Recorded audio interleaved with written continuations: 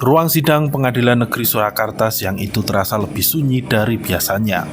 Bukan karena kosong, tapi karena setiap kata yang keluar punya bobot. Di kursi saksi duduk seorang purnawirawan jenderal polisi, Komjen Pol Purnawirawan Ogro-Seno, mantan Wakapolri yang karirnya dibangun dari kebiasaan melihat detail, termasuk hal yang sering luput dari perhatian orang awam. Sidang Citizen Lawsuit ijazah mantan Presiden Joko Widodo Selasa 13 Januari 2026 bukan lagi sekedar adu dokumen. Ia berubah menjadi soal pengenalan wajah. Bukan wajah di baliho, bukan wajah di layar kaca, tapi wajah di selembar kertas tua bernama ijazah. Ogro-Seno tidak berbicara berputar-putar, ia langsung ke inti. Menurutnya, wajah dalam pas foto ijazah Jokowi yang beredar di media sosial berbeda jauh dengan Jokowi yang pernah ia temui langsung. Beda jauh, katanya singkat, berulang tanpa ragu. Sebagai perwira tinggi Polri, Ogro-Seno terbiasa mengandalkan panca indera. Ia mengingat betul bagaimana rupa Jokowi ketika masih menjabat presiden, pernah berhadapan dekat, pernah melihat langsung, dan di hadapan majelis hakim, ia menyebut satu persatu telinga, mata, bentuk wajah, hingga kacamata yang menurutnya tak pernah ia lihat dikenakan Jokowi. Bukan perbedaan tipis, bukan perubahan usia, tapi menurutnya perbedaan yang terlalu mencolok untuk diabaikan. Ia bahkan membuat perbandingan sederhana. Foto dirinya sendiri dari SD hingga SMA, wajah boleh berubah, tapi benang merahnya tetap sama. Pada foto ijazah yang dipersoalkan, benang merah itu menurut Ogro-Seno tidak ia temukan. Sidang makin senyap ketika pembahasan bergeser ke detail lain.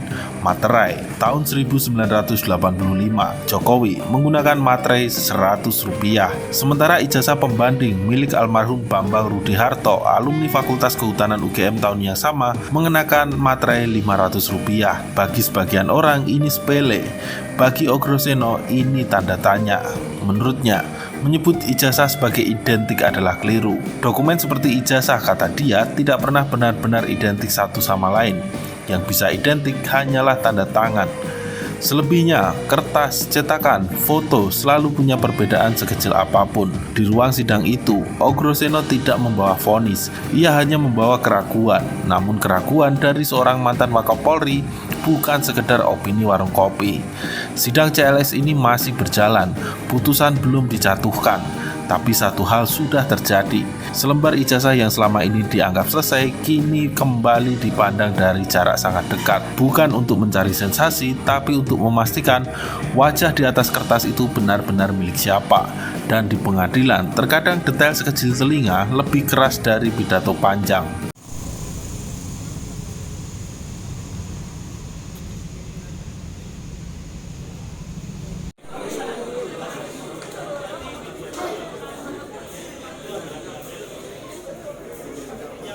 Telat mat, sidang sebar mat.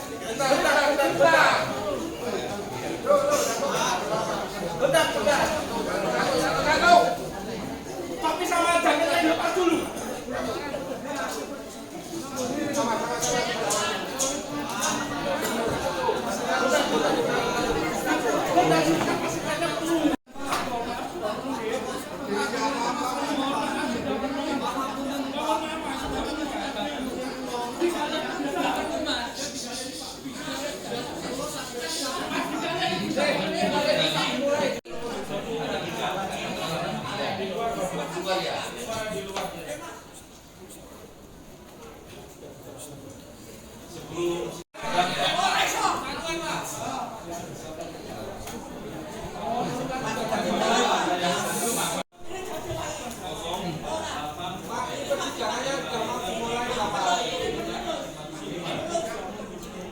Pengawasan Mahkamah Agung Republik Indonesia dengan nomor telepon 021 290 79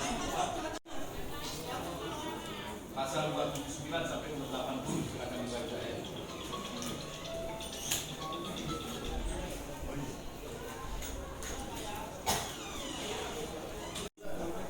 Tahun 2022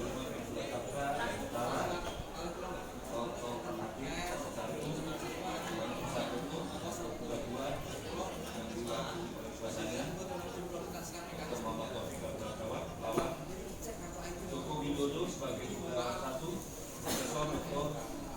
Opa Emilia MD, SPOG, PhD, kedua 2, Profesor Dr. Benny Sudesmoro sebagai terduga 3, Kepolisian Negara Republik Indonesia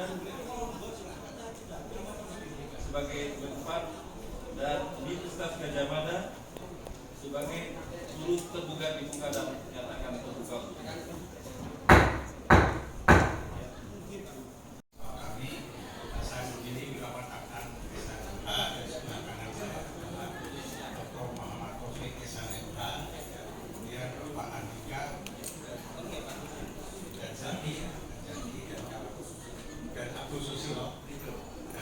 Insinyur Haji Joko Widodo dalam sidang kali ini diwakili oleh kuasa hukumnya saya Dr. Yohanes Bukito Irfan, kemudian Reva Dewantara dan Dr. Adi Putra Pangarso Wicaksono. Terima kasih. Untuk terduga 2.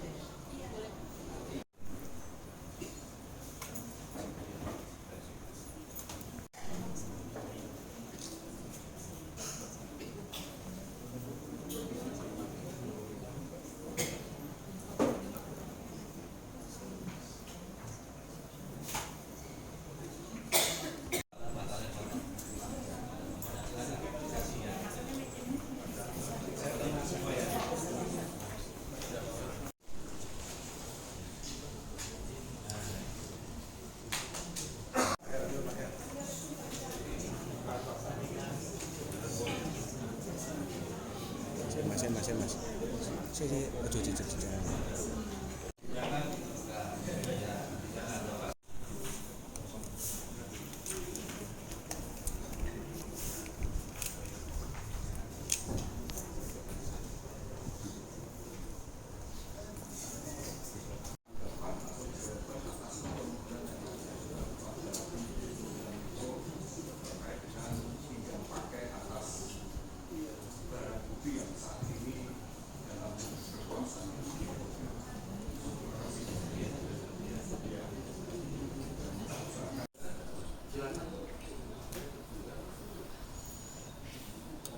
Turut tergugat mengajukan bukti Dua ya. iya.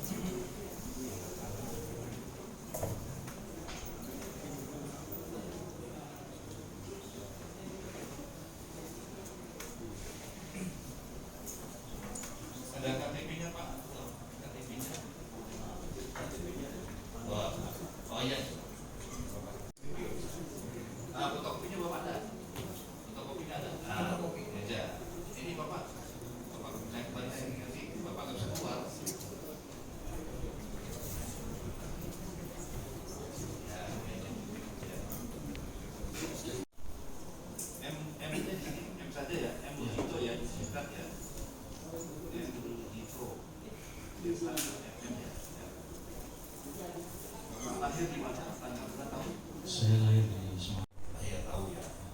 Siapa? Mantan presiden.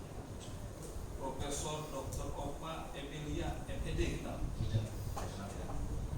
Profesor Dr. Weni Udasmoro. Tidak. Kalau Kepolisian Negara Republik Indonesia Tidak. tahu. Tahu. Universitas Gajah Mada ada tanggapan dari terduga dan para terduga dalam kasus ini? Ada ya, kita sumpah ya. Silakan. Silakan Bapak berdiri.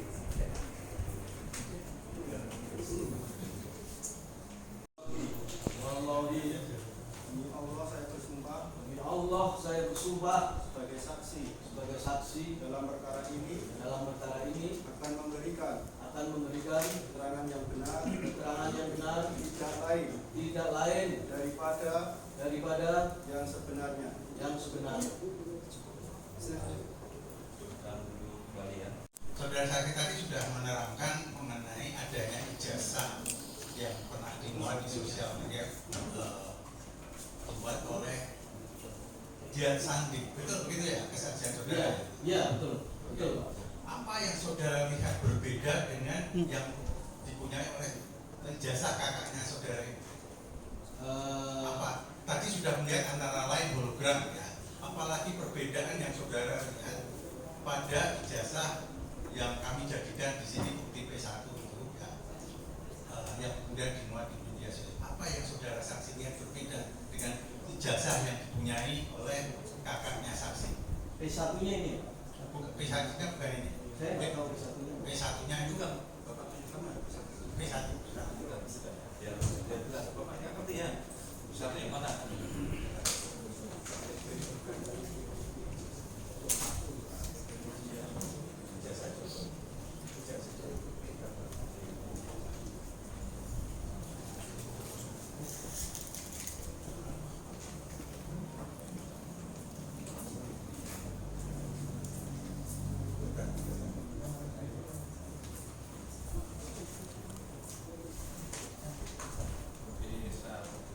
Kakaknya saksi itu. Yang pertama ini yang penglihatan saya ya sebagai orang awam. Pertama adalah materai kalau di sini kan ya. Apakah tahunnya sama? Tahun lulusnya sama? Tahun lulusnya sama, tahun 1985.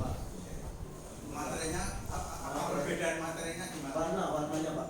Warnanya berbeda. Kalau di ijazah yang diposting oleh Dian Sandi ini, ijazah Bapak Joko Widodo hijau, kalau sini merah. Oke, itu perbedaannya. Pertama, kemudian yang kedua, Lintasan cat apa jalan yang saudara lihat lintasan berbeda? ini melewati foto Pak, kelihatan nih. Terus apa yang saudara lihat Pak? Ya, Lintasan cat. Lintasan. kalau di sini saya tidak melihat apakah catnya itu melintas pada foto Pak yang di belakang. Saya tidak melihat ada cat yang melintas.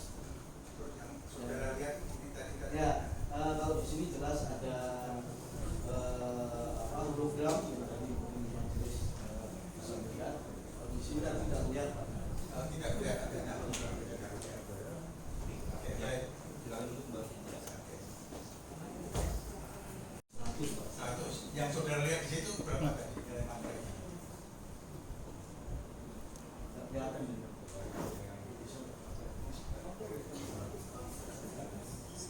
Nilai materinya kecil sekali.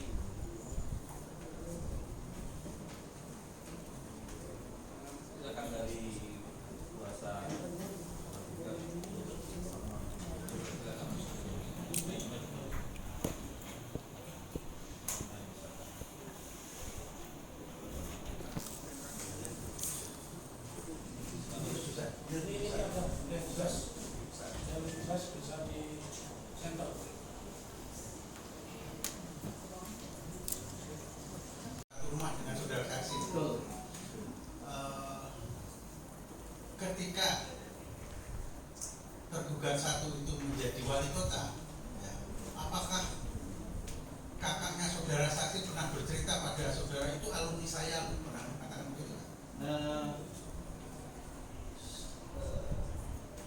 Tergugatnya jadi wali kota namanya karena 2005 ya. Karena kakak saya ini kan meninggal 2015. Tidak pernah. Saya tidak pernah mendengar bahwa beliau menyampaikan bahwa wali kota Solo waktu itu Pak Jokowi adalah alumni Kesultanan. Pernah mendengar nggak saudara saksi pernah mendengar nggak bahwa kakaknya saudara itu mengadakan alumni dengan fakultasnya? Pernah mendengar begitu nggak? Datang ke acara alumni pernah? Benar? Saya tidak pernah mendengar. Saya tidak pernah. Saudara pernah mendengar atau tidak tergugat satu itu pernah menjadi gubernur DKI? Saya? Ya pernah. Tahu nggak? Saya tahu. Tahu. Pada waktu itu kakak saudara masih hidup nggak? Itu tahun berapa Pak? 2012.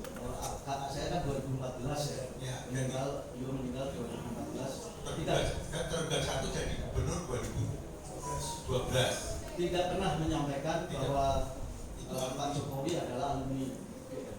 Tidak pernah. Beliau tidak pernah. Oke, baik. Saudara pernah tahu nggak kakak saudara gedung KKN di mana, pernah tahu? Saya tidak tahu. Tidak tahu. Tidak tahu. Tapi angka di sini Menunjukkan tidak, tapi lokasinya tidak. Saya tidak tahu. Tidak pernah tahu. Lanjutkan saudara. Saudara saksi, pernyataan saudara sangat menarik kaitannya dengan pernah KKN. Saya ingin tunjukkan, tadi saudara mengawali pernyataan dengan mengatakan pernah melihat postingan di Aksami. Saya ingin tunjukkan apakah foto yang dipostingkan itu seperti dalam buku alumni. Mohon maaf, please. Izin saksi, silakan ke depan. Mohon maaf.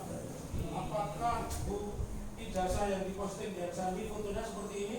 Yang saudara lihat? ya saya yakini Seperti ini. Ya. Ini majelis ini kami jadikan bukti ya bahwa saksi mengakui foto ini. Ini ada. Ya. Ini bukti berapa itu? Kalau ini P28. Ini kakak saya juga Ya. di sini nih Pak. Ya, oke. Adalah sama persis dengan yang ada di buku alumni. Ya. Begitu ya saksi ya. Saksikan tegas pernyataannya. Clear. Dan ini ada kakak saya juga nomor berapa? Ya, ini ada ya 269. Jadi buku ini tidak bisa dimanipulasi siapapun. 269. Apakah ini kakak saudara? Ya, ini kakak saudara. Betul Pak. Ya. Ya. Tahun Semarang lahir. Ya. Kakak saya.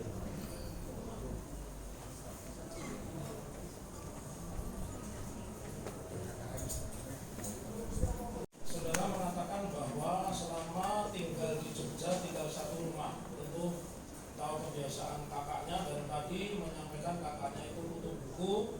Terus saudara sempat menyinggung bahwa kakaknya juga, apakah KKN itu ada nilainya, saudara saksi? Saya melihatnya di ini Pak, di daftar nilai program Ya, KKN itu ada nilainya Pak. ada nilainya ya. Nilainya. Beliau mendapatkan nilai C. Nilai C. Ya. Nilai KKN-nya C. Lalu saudara kan menyimpan ijazah juga menyimpan skripsinya apa tidak? Saya tidak menyimpan skripsi. Tidak menyimpan skripsi ya, tapi menyimpan ijazah, menyimpan transkrip nilai, menyimpan yudisium KKN. Yudisium KKN kan tertarik Jadi satu, ya. maaf nih Pak. Maaf. Ya. Tolong diperhatikan berapa syarat kelengkapan di Fakultas Kehutanan Universitas Gadjah Mada pun berapa SKS untuk mendapatkan predikat institut. Yang saya lihat ya Pak ya, berdasarkan daftar nilai program S1 Ya. ini, setelah saya hitung-hitung ini ada 161 SKS. 161 Ya, SKS. setelah saya hitung-hitung. Ya. Pertanyaan saya lanjutkan, saudara saksi, apakah tadi saudara saksi mengatakan bahwa era saudara sekolah di Fakultas Hukum Universitas Indonesia itu ada di Islam Jakarta. Indonesia. Fakultas Hukum Universitas Islam Indonesia itu ada gelar sarjana muda PJK. Betul Pak. Pertanyaan saya, pada saat kuliah di Fakultas Kehutanan Universitas Gadjah Mada juga ada ijazah sarjana muda. Saya tidak menemukan Pak. Tidak menemukan. Ada ijazah sarjana muda dari almarhum. Jadi kalau tadi lihat di buku alumni itu kan ada gambar foto Presiden ke-7. Ya, dan yang tadi saudara lihat, artinya kalau sama-sama kuliah pada saat itu kakak saudara tidak pernah mendapatkan gelar sarjana muda. Sepengetahuan saya tidak ada. Ya, sepengetahuan saudara tidak ada. Lalu proses berikutnya, berapa nilai akademis kakak saudara, nilai indeks prestasi, nilai IPK, indeks prestasi kumulatif? Kalau menurut Ya. yang saya baca di Ya. daftar nilai program S1 ini, Ya. IP S1 2,78 ya. 2,78. Pertanyaan saya selanjutnya, 2,78 itu ditempuh berapa tahun? 5 tahun, 4 tahun atau bagaimana? Kalau melihat kelulusan beliau itu kan masuk tahun 1979. 79. Ini beliau lulus tahun 1985 berdasarkan ijazah ini. Ya, 1985. Jadi kurang lebih 6 tahun. 6 tahun. 6 tahun nilainya 2,78. 2,78. Lalu pertanyaan saya selanjutnya, kalau saudara saksi ingat, apakah kakaknya pernah bercerita bahwa di UGM itu khususnya Fakultas Kehutanan bisa lulus dengan nilai di bawah 2? Tidak pernah cerita, Pak. Tidak pernah cerita. Tidak pernah. Cukup dari kami, mungkin dilanjutkan rekan kami. Terima kasih. Terakhir ya Pak ya. Izin, Pak Demis. Terakhir Pak. Kami lanjutkan, Mas Yus, saudara saksi. Tadi sudah disinggung sedikit tentang masa studi dari Pak Bambang Rudiharto. Menurut saksi tadi kan sudah dijelaskan bahwa Pak Bambang Rudiharto ini kan seorang kutu buku. Betul Pak, yang saya tahu. Ya, apakah Pak Bambang Rudiharto ini termasuk mahasiswa yang mungkin pintar, menengah, atau mungkin agak kurang kalau dari sisi nilai akademis? Saya tidak tahu Pak, yang jelas beliau itu kutu buku Pak. Mungkin Belajar terus kerjaannya. belajar terus. Almarhum. Ya. Dengan IPK 2,78 itu mendapatkan predikat apa? Predikatnya Kalau di sini ada predikat memuaskan Pak. Memuaskan. Menurut daftar nilai program S1. memuaskan. Ya. Jadi pada tahun 85 IPK 2,78 predikatnya adalah memuaskan Menurut ini Pak, daftar nilai. menurut daftar nilai. Betul. Padahal beliau tadi kan angkatannya angkatan tahun 79, berarti menempuh 6 tahun dengan IPK 2,78 itu predikatnya adalah memuaskan. Baik, saya lanjutkan.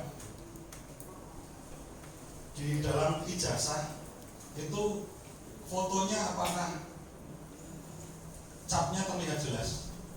Terlihat jelas Pak untuk foto almarhum kakak saya. Apakah ada lintasannya yang mengenai fotonya itu? Apakah terlihat merah juga?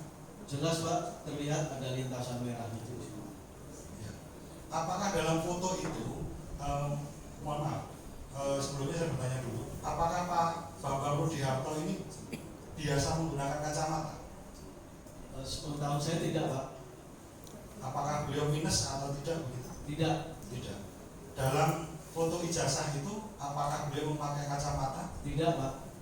Apakah lazim ketika tahun 85 foto wisuda itu memakai kacamata? Saya tidak tahu Pak. Baik. Cukup. Kesempatan diberikan kepada terkait dengan keterangan yang telah saudara sampaikan, diantaranya bahwa kakak saudara almarhum Bambang Rudiharto pada masa hidupnya tidak pernah memberitahukan bahwa Pak Jokowi itu waktu menjabat sebagai Gubernur DKI sebagai alumni UGM. Benar ya? Betul, Pak. Namun demikian, apakah juga pernah menjelaskan sebaliknya bahwa dia adalah lulusan UGM?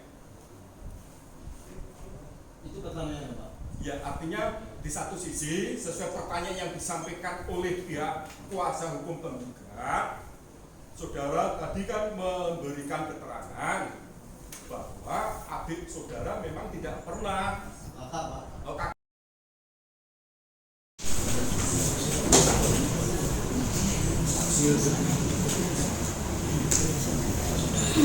Silakan saksinya dia juga kembali saksi. Ada yang tinggal, Pak?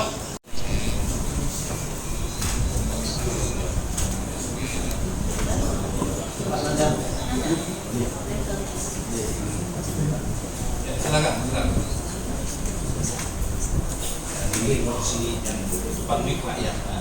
Kursi depan mic, Pak. Silakan ibu sekalian.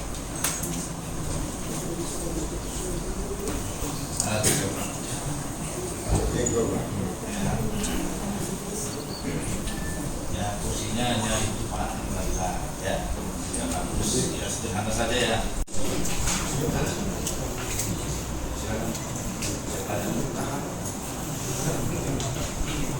Nah,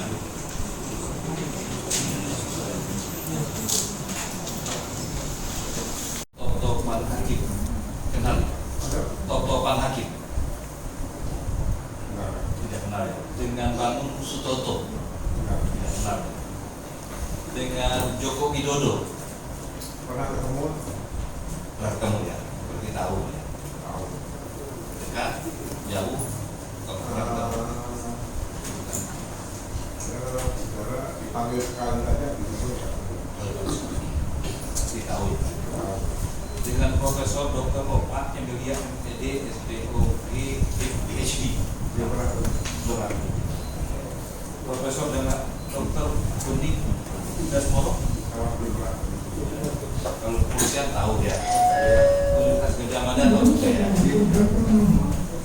Ada tanggapan dari dekat 1 sampai dengan Masuk perguruan 1 tidak ada tanggapan. dekat 2, 3 dan turut tergugat. Saya hanya memimpin rapat jumlahnya. Kemudian saya ucapkan Wallahi, demi Allah saya bersumpah sebagai saksi dalam perkara ini akan memberikan keterangan yang benar tidak lain daripada yang sebenarnya.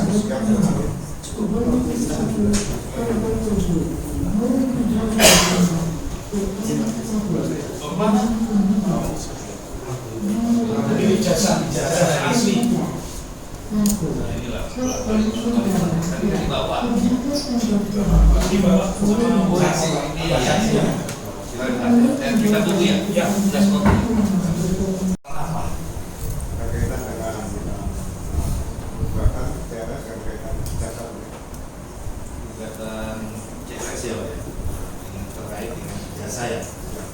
Ijazah siapa? Jasa Pak Jokowi. Ijazah Jokowi.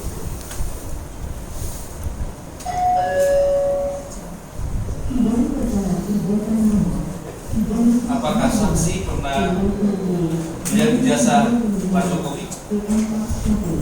Saya hanya melihat dari media sosial dan dari beberapa rekan saya yang dari media sosial.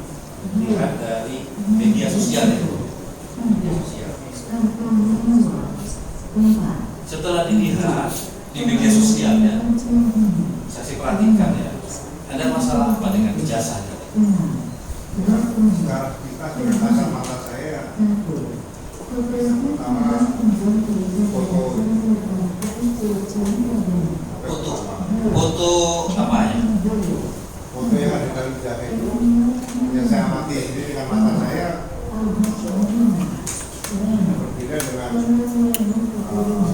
Pak Jokowi yang pernah saya Berbeda ya, berbeda bentuknya yang ijazah yang ada di media, berbeda dengan yang kita lihat langsung ya. Asli fotonya, berarti asli orangnya. Dengan orang aslinya kan ya. Nah, ya. Berbedanya di mana? Ya, kita kan waktu pendidikan juga ada belajar tentang forensik, tentang fotografi tulis kaki tanda tangan dokumen itu kan juga kita pelajari juga. Sebenarnya di sini ya, setelah mempelajari ini kan ada forensik ya, forensik dulu ada forensik apa? Ilmu tulis kaki Jadi bekas istilah kopi ya kan ya. Ya dulu namanya kan teknik kopi ya. Daktiloskopi kan ya. Iya kan. Ada juga ya. Isi di jari. Nah, termasuk itu juga ya. Ya jari kan. Ada ilmu tulis kaki juga. Termasuk itu ya. Identifikasi. Identifikasi ya. Ya saya juga jajari. Dengan Pak Royo, kita Pak Rismon, Pertiwan, kita sering mengamati ada apa sih terjadi. Setelah dilihat-lihat dibandingkan dengan yang di media dengan orangnya gimana? Saya mengambil simpulan analisa saya, polisi sebagai aparat negara perlu mengambil langkah itu fokus pada pasal berapa ini kalau misalnya juga tadi memang harus dibuktikan, karena kita harus bisa memberikan jawaban pada masyarakat. Jadi saya pemikiran saya lebih cenderung pasalnya adalah pasal 263 ayat 2 KUHP itu digunakan untuk maju sebagai waktu itu sebagai calon wali kota 2 kali, kemudian calon gubernur dan calon presiden, sehingga ke depan nanti peran KPU tidak hanya sebagai event organizer aja pelaksanaan pilpres, tapi juga harus melakukan verifikasi secara tuntas, secara mendalam tentang persyaratan dokumen yang diperlukan oleh KPU. Jadi itu melihatnya kapan Pak? Melihatnya dan membandingkannya kapan? Kira-kira tahun berapa? 2025 sudah hampir tiap hari, karena itu menarik perhatian. Sebelum yang pertama kali lihat itu kan? Ya. Nah, sebelum kenal dengan prosedur tadi kan ada melihat kan diskusi dengan kapan itu? Kira-kira mulai pertengahan 2025. Pertengahan ini 2025. Dulu kan kita kan ada calon wali kota. Apa sebelum calon wali kota itu gimana tadi? Ya, saya bicara undang-undang pemilu. Kemudian saya lihat persyaratan untuk menjadi calon wali kota, calon gubernur, kemudian juga calon presiden kan bukan hal yang mudah bagi saya, karena ini kan untuk memimpin daerah maupun memimpin negara seperti itu. Jadi kejelian ketelitian itu harusnya ditunjukkan oleh KPU. Seperti misalnya ke depan nanti dalam pemikiran saya, apakah calon presiden atau calon kepala daerah kalau banyak berperan utama perlu dipaparkan di media cetak, media elektronik yang ada seperti itu, sehingga masyarakat bisa memberikan penilaian dari awal sebelum terjadi masalah seperti sekarang ini kan berlaku-laku. Perlunya syarat calon presiden ya, lebih ketat ya, saudara kan ya, perlunya ya. Tapi adanya perubahan karena perbaikan undang-undang atau aturan di bawahnya. Yang penting realisasinya, jadi seperti contoh misalnya KPU. Ya. Kalau KPU menerima persyaratan untuk verifikasi itu kan harus membuat berita acara. Ya. Kemudian juga diumumkan. Nah, ada nggak masukan-masukan dari publik dan sebagainya? Tapi diberikan batas waktu sehingga tidak terlalu lama, misalnya 1 minggu menerima masukan dari beberapa pihak. Selama ini ada KPU seperti itu. Saya melihat dengan peristiwa yang kaitan dengan ijazah Pak Jokowi ini kan tidak hanya akhirnya ditekan oleh publik di situ, termasuk yang di KPU pusat melalui Komisi Informasi Publik yang di pusat itu supaya ditunjukkan KIP tadi. Nah, sebetulnya bagi saya kalau KPU sudah berani menunjukkan seperti itu, KPU pusat, pasal 263 ayat 0 KPU itu bisa diterapkan dulu, itu menjadi barang bukti karena digunakan. Jadi bukan yang menyerahkan. Kalau waktu itu di KPU diteliti dengan jelas, ini kan tidak akan maju. Jadi karena tidak diteliti dengan jelas dan sangat teliti, akhirnya maju.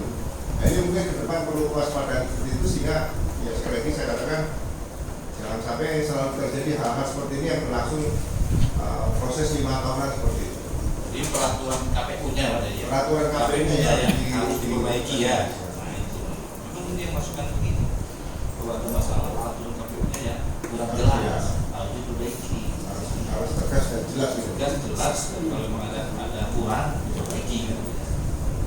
Kembali lagi ya, tadi kan. Jadi saksi baru tahu tahun 2025 dari media ya. Tapi belum pernah lihat saksi ijazah aslinya Pak Jokowi. Sampai sekarang ya Pak? Nggak pernah lihat ya. Pernah lihat. Jadi memang ini masukan ya. Kalau KPU berarti kan kurang terhadap aturannya. Saya setuju kan ya. Yang kan seperti itu aturannya kan ya. Ya. Bagi saya ke depan peraturan KPU itu harus diberikan kepada publik pencerahan supaya trust kepercayaan publik ini bahwa KPU bukan hanya sekedar event organisasi untuk melaksanakan pemilihan dan pemungutan suara saja. Seluruh Indonesia lagi ya. Seluruh Indonesia.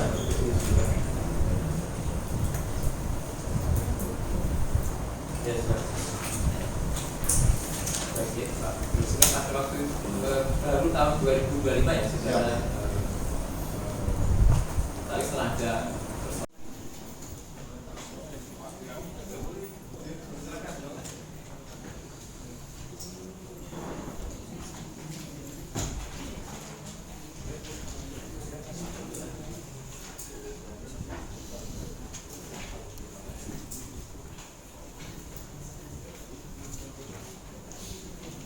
kembali ya pada sidang lanjutan ini merupakan panggilan resmi kepada pihak supaya hadir.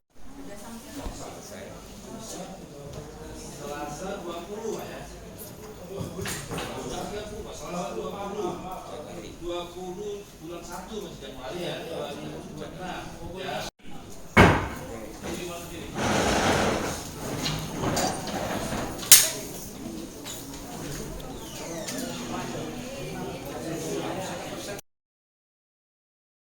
Saudara mengatakan bahwa selama tinggal di Jogja tinggal satu rumah, tentu tahu kebiasaan kakaknya dan tadi menyampaikan kakaknya itu tutup buku. Terus saudara sempat menyinggung bahwa kakaknya juga, apakah KKN itu ada nilainya, saudara saksi? Saya melihatnya di ini Pak, di daftar nilai program Ya, KKN itu ada nilainya Pak. ada nilainya ya. Dia mendapatkan nilai C. Nilai C ya. Ya. Nilai C. Nilai KKN-nya C. Lalu saudara kan menyimpan ijazah juga menyimpan skripsinya apa tidak? Saya tidak menyimpan skripsi. Tidak menyimpan skripsi ya, tapi menyimpan ijazah, menyimpan transkrip nilai, menyimpan yudisium KKN. Yudisium KKN kan tetap Jadi satu, ya. maaf nih Pak. Ya. Tolong diperhatikan berapa syarat kelengkapan di Fakultas Kehutanan Universitas Gadjah Mada pun berapa SKS untuk mendapatkan predikat institut. Yang saya lihat ya Pak ya, berdasarkan daftar nilai program S1 Ya. ini, setelah saya hitung-hitung ini ada 161 SKS. 161 Ya, SKS. setelah saya hitung-hitung. Ya.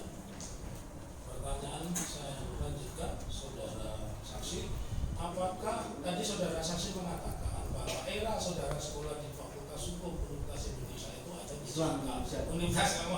Fakultas Hukum Universitas Islam Indonesia itu ada gelar sarjana muda BCAK. Pertanyaan saya, apakah kakak saudara pada saat kuliah di Fakultas Kehutanan Universitas Gadjah Mada juga ada ijazah sarjana muda? Saya tidak menemukan, Pak. Tidak Ada menemukan. ijazah sarjana muda dari almarhum. Jadi kalau tadi lihat di buku alumni itu kan ada gambar foto Presiden ke-7, ya, dan yang tadi saudara lihat, artinya kalau sama-sama kuliah pada saat itu kakak saudara tidak pernah mendapatkan gelar sarjana muda. Sepengetahuan saya tidak ada. Ya, sepengetahuan saudara tidak ada. Lalu proses berikutnya, berapa nilai akademis kakak saudara, nilai indeks prestasi, nilai IPK, indeks prestasi kumulatif? Kalau menurut yang saya baca di daftar nilai program S1 ini, IP S1 2,78 ya. 2,78. Pertanyaan saya selanjutnya, 2,78 itu ditempuh berapa tahun? 5 tahun, 4 tahun atau bagaimana? Kalau melihat kelulusan beliau itu kan masuk tahun 1979. Ini beliau lulus tahun 1985 berdasarkan ijazah. Ya. 1985. Jadi kurang lebih 6 tahun. 6 tahun nilainya 2,78. Lalu pertanyaan saya selanjutnya, kalau saudara saksi ingat, apakah kakaknya pernah bercerita bahwa di UGM itu khususnya Fakultas Kehutanan bisa lulus dengan nilai di bawah 2? Tidak pernah cerita, Pak. Tidak pernah cerita. Tidak pernah. Cukup dari kami, mungkin dilanjutkan rekan kami. Terima kasih. Terakhir ya Pak ya. Izin, Pak Demis. Kami lanjutkan, Mas Yus, saudara saksi. Tadi sudah disinggung sedikit tentang masa studi dari Pak Bambang Rudiharto. Menurut saksi tadi kan sudah dijelaskan bahwa Pak Bambang Rudiharto ini kan seorang kutu buku. Betul, Pak, yang saya tahu. Ya, apakah Pak Bambang Rudiharto ini termasuk mahasiswa yang mungkin pintar, menengah, atau mungkin agak kurang kalau dari sisi nilai akademis? Saya tidak tahu, Pak. Yang jelas beliau itu kutu buku, Pak. Mungkin Belajar terus kerjaannya. belajar terus. Almarhum. Ya. Dengan IPK 2,78 itu mendapatkan predikat apa? Predikatnya.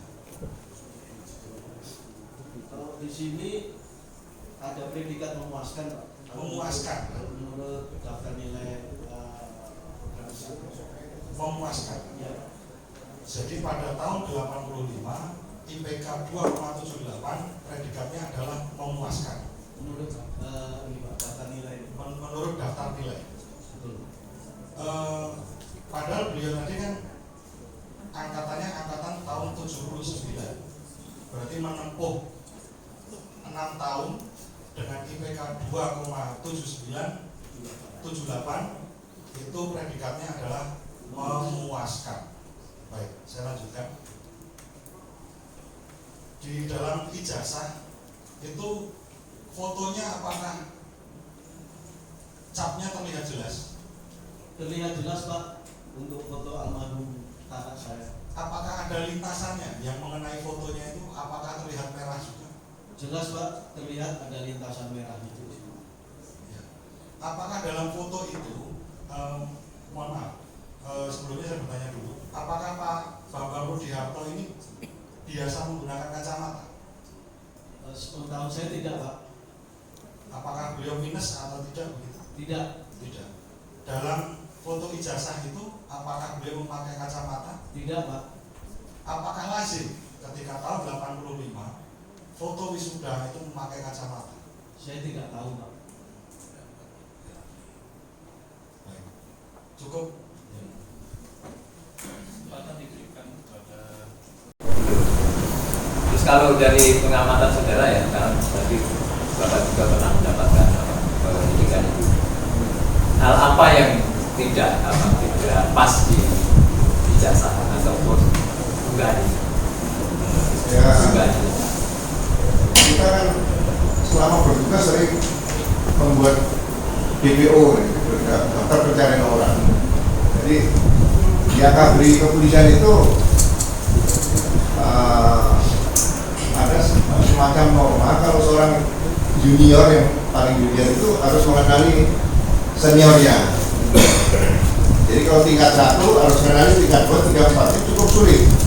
Jadi walaupun berpakaian preman di luar misalnya itu harus tahu ini senior. Nah, sama dengan mengenali orang, ini kan pelajaran DPO. Jadi kita sudah terbiasa dengan melihat yang foto ini dengan orang yang asli pernah kita lihat itu yang sangat menonjol bagi saya. Kalau teknik yang lain saya tidak pelajari, hanya cerita dari Pak semua atau Pak Rusori atau Pak. Jadi kapan saudara pernah dipanggil oleh Pak Jokowi waktu itu? Bulan Februari tahun 2015 saat dia baru 4 bulan jabat sebagai presiden. Sementara maksud saudara sebagai Saya baru selesai jadi Pak Kapolri itu 1 tahun berarti. Saya pensiun 2014 1 Maret, Februari 2015 saya diundang ke istana waktu itu bersama Prof. Jimlia Sidiki dan beberapa kawan yang lain. baik Pak, dari saudara yang lihat Pak ketemu dengan ijazah dengan unggahan itu apa yang sekilas beda? Ya beda jauh, bukan beda sedikit, beda jauh. Ya. Jadi Contohnya dalam apanya? ya misalnya Maksudnya di foto kan? Di foto Iya. di foto unggahan itu ada foto seseorang itu dengan Pak Jokowi yang pernah Bapak menghadap itu. ya misalnya saya nggak pernah lihat Pak Jokowi pakai kacamata. Ya. Terus Kemudian untuk gigi kan kita bisa lihat seperti itu. Kemudian itu di gambar untuk telinga, mata kita lihat banyak perbedaan seperti itu. jadi ada kacamata, Ya, gigi, ya. telinga. Hidung seperti itu. Panca indera itu bisa kita lihat dari kasat mata kita bisa kita lihat. Jadi itu yang diantaranya ya. Ya. Kok beda dengan yang pernah kita lihat. Tadi pernah melaporkan atau saudara melapor tadi kan pasal 263 kemudian saksi kan pernah melapor ke polisi. Belum, jadi saya diajak dialog dengan beberapa kawan-kawan, beberapa traffic juga. Saya bilang ini coba fokus dulu aja, jangan dihadapkan kepada pemilik jasa dulu Pak Jokowi. Gitu. Jadi kalau orang punya ijazah, katakanlah tidak benar atau diduga palsu, kalau hanya disimpan sendiri ya mau dibesarkan di rumah pakai liburan juga tidak ada masalah. Cuma kalau digunakan berarti kan ayat 2-nya masuk. Apalagi untuk misalnya calon presiden ini lebih dari saya ke depan negara kan tidak bisa dipermain seperti itu. Jadi saya lebih fokus kalau bisa pasal barang 3 ayat 2 saja. Yang dilaporkannya tadi. Yang harusnya dilaporkan seperti itu. Jadi saya akan yang dilaporkan cukup komisioner KPU baik yang di Solo, kemudian di Jakarta sama di pusat. Komisionernya dilaporkan. Siap. Ya, sudah. Saya dengar kemarin hari Minggu kemungkinan ada ke sana. Tapi belum ya. Hari Minggu kemarin saya pernah beberapa kawan ada arah ke sana supaya masyarakat tidak hanya dipertontonkan dengan debat yang melelahkan seperti ini lama. Ya, tapi sampai sekarang belum ada ya. Belum ada. Komisioner KPU ya dilaporkan tentang ijazah tadi ya. Penggunaan ijazah Ya, juga Pak. ijazah ada ya.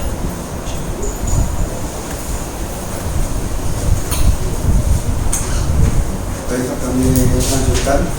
Jadi terkait dengan materi gugatan ini yang tadi Bapak sudah menyampaikan ini mengenai CLS Pak ya, berkaitan juga dengan mengakhiri adanya suatu hal yang sama. Di kemudian hari Bapak tadi mengusulkan bahwasanya ke depan itu KPU itu menunjukkan ijazah daripada calon kontestan seperti itu Bapak. Ya, jadi bisa diumumkan di media cetak juga. Bisa untuk khusus untuk pemilu kan ya cukup menarik seperti penerimaan mahasiswa zaman dulu kan juga pakai media seperti itu. Ya. Masyarakat akan ikut partisipasi untuk bisa melihat, oh ini kawan saya, ini om saya, ini kayak di situlah rasa memiliki seorang calon pimpinan negara depan harus dimunculkan dari situ. Diketahui latar belakang pendidikan formalnya begitu Bapak ya?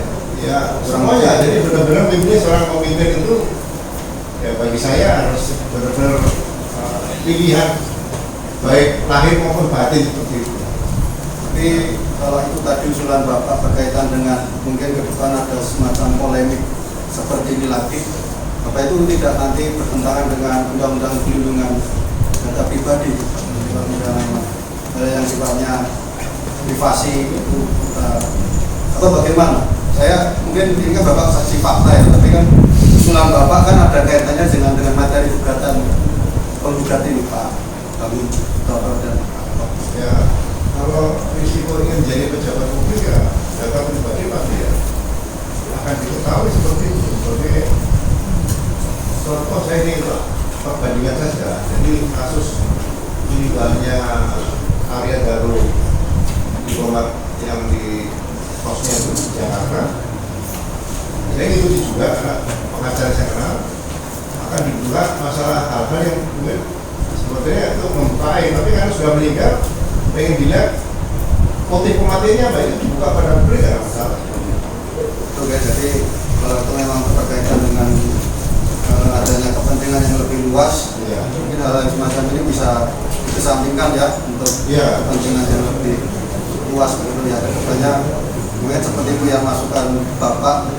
Mungkin kalau Bapak pernah dari karirnya Bapak dari kalau mungkin dari TNI kan kecabangan Bapak Polri itu dari apa Bapak?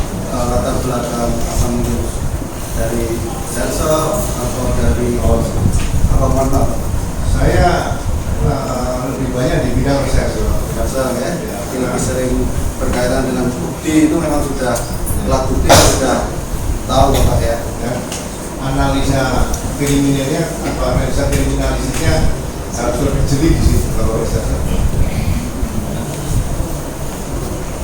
Jadi kalau Bapak tadi pernah bertemu secara langsung dengan Bapak atau Presiden ke-7 tahun 2014 ya, seperti itu ya dibandingkan dengan data yang ada di medsos. Bukankah dalam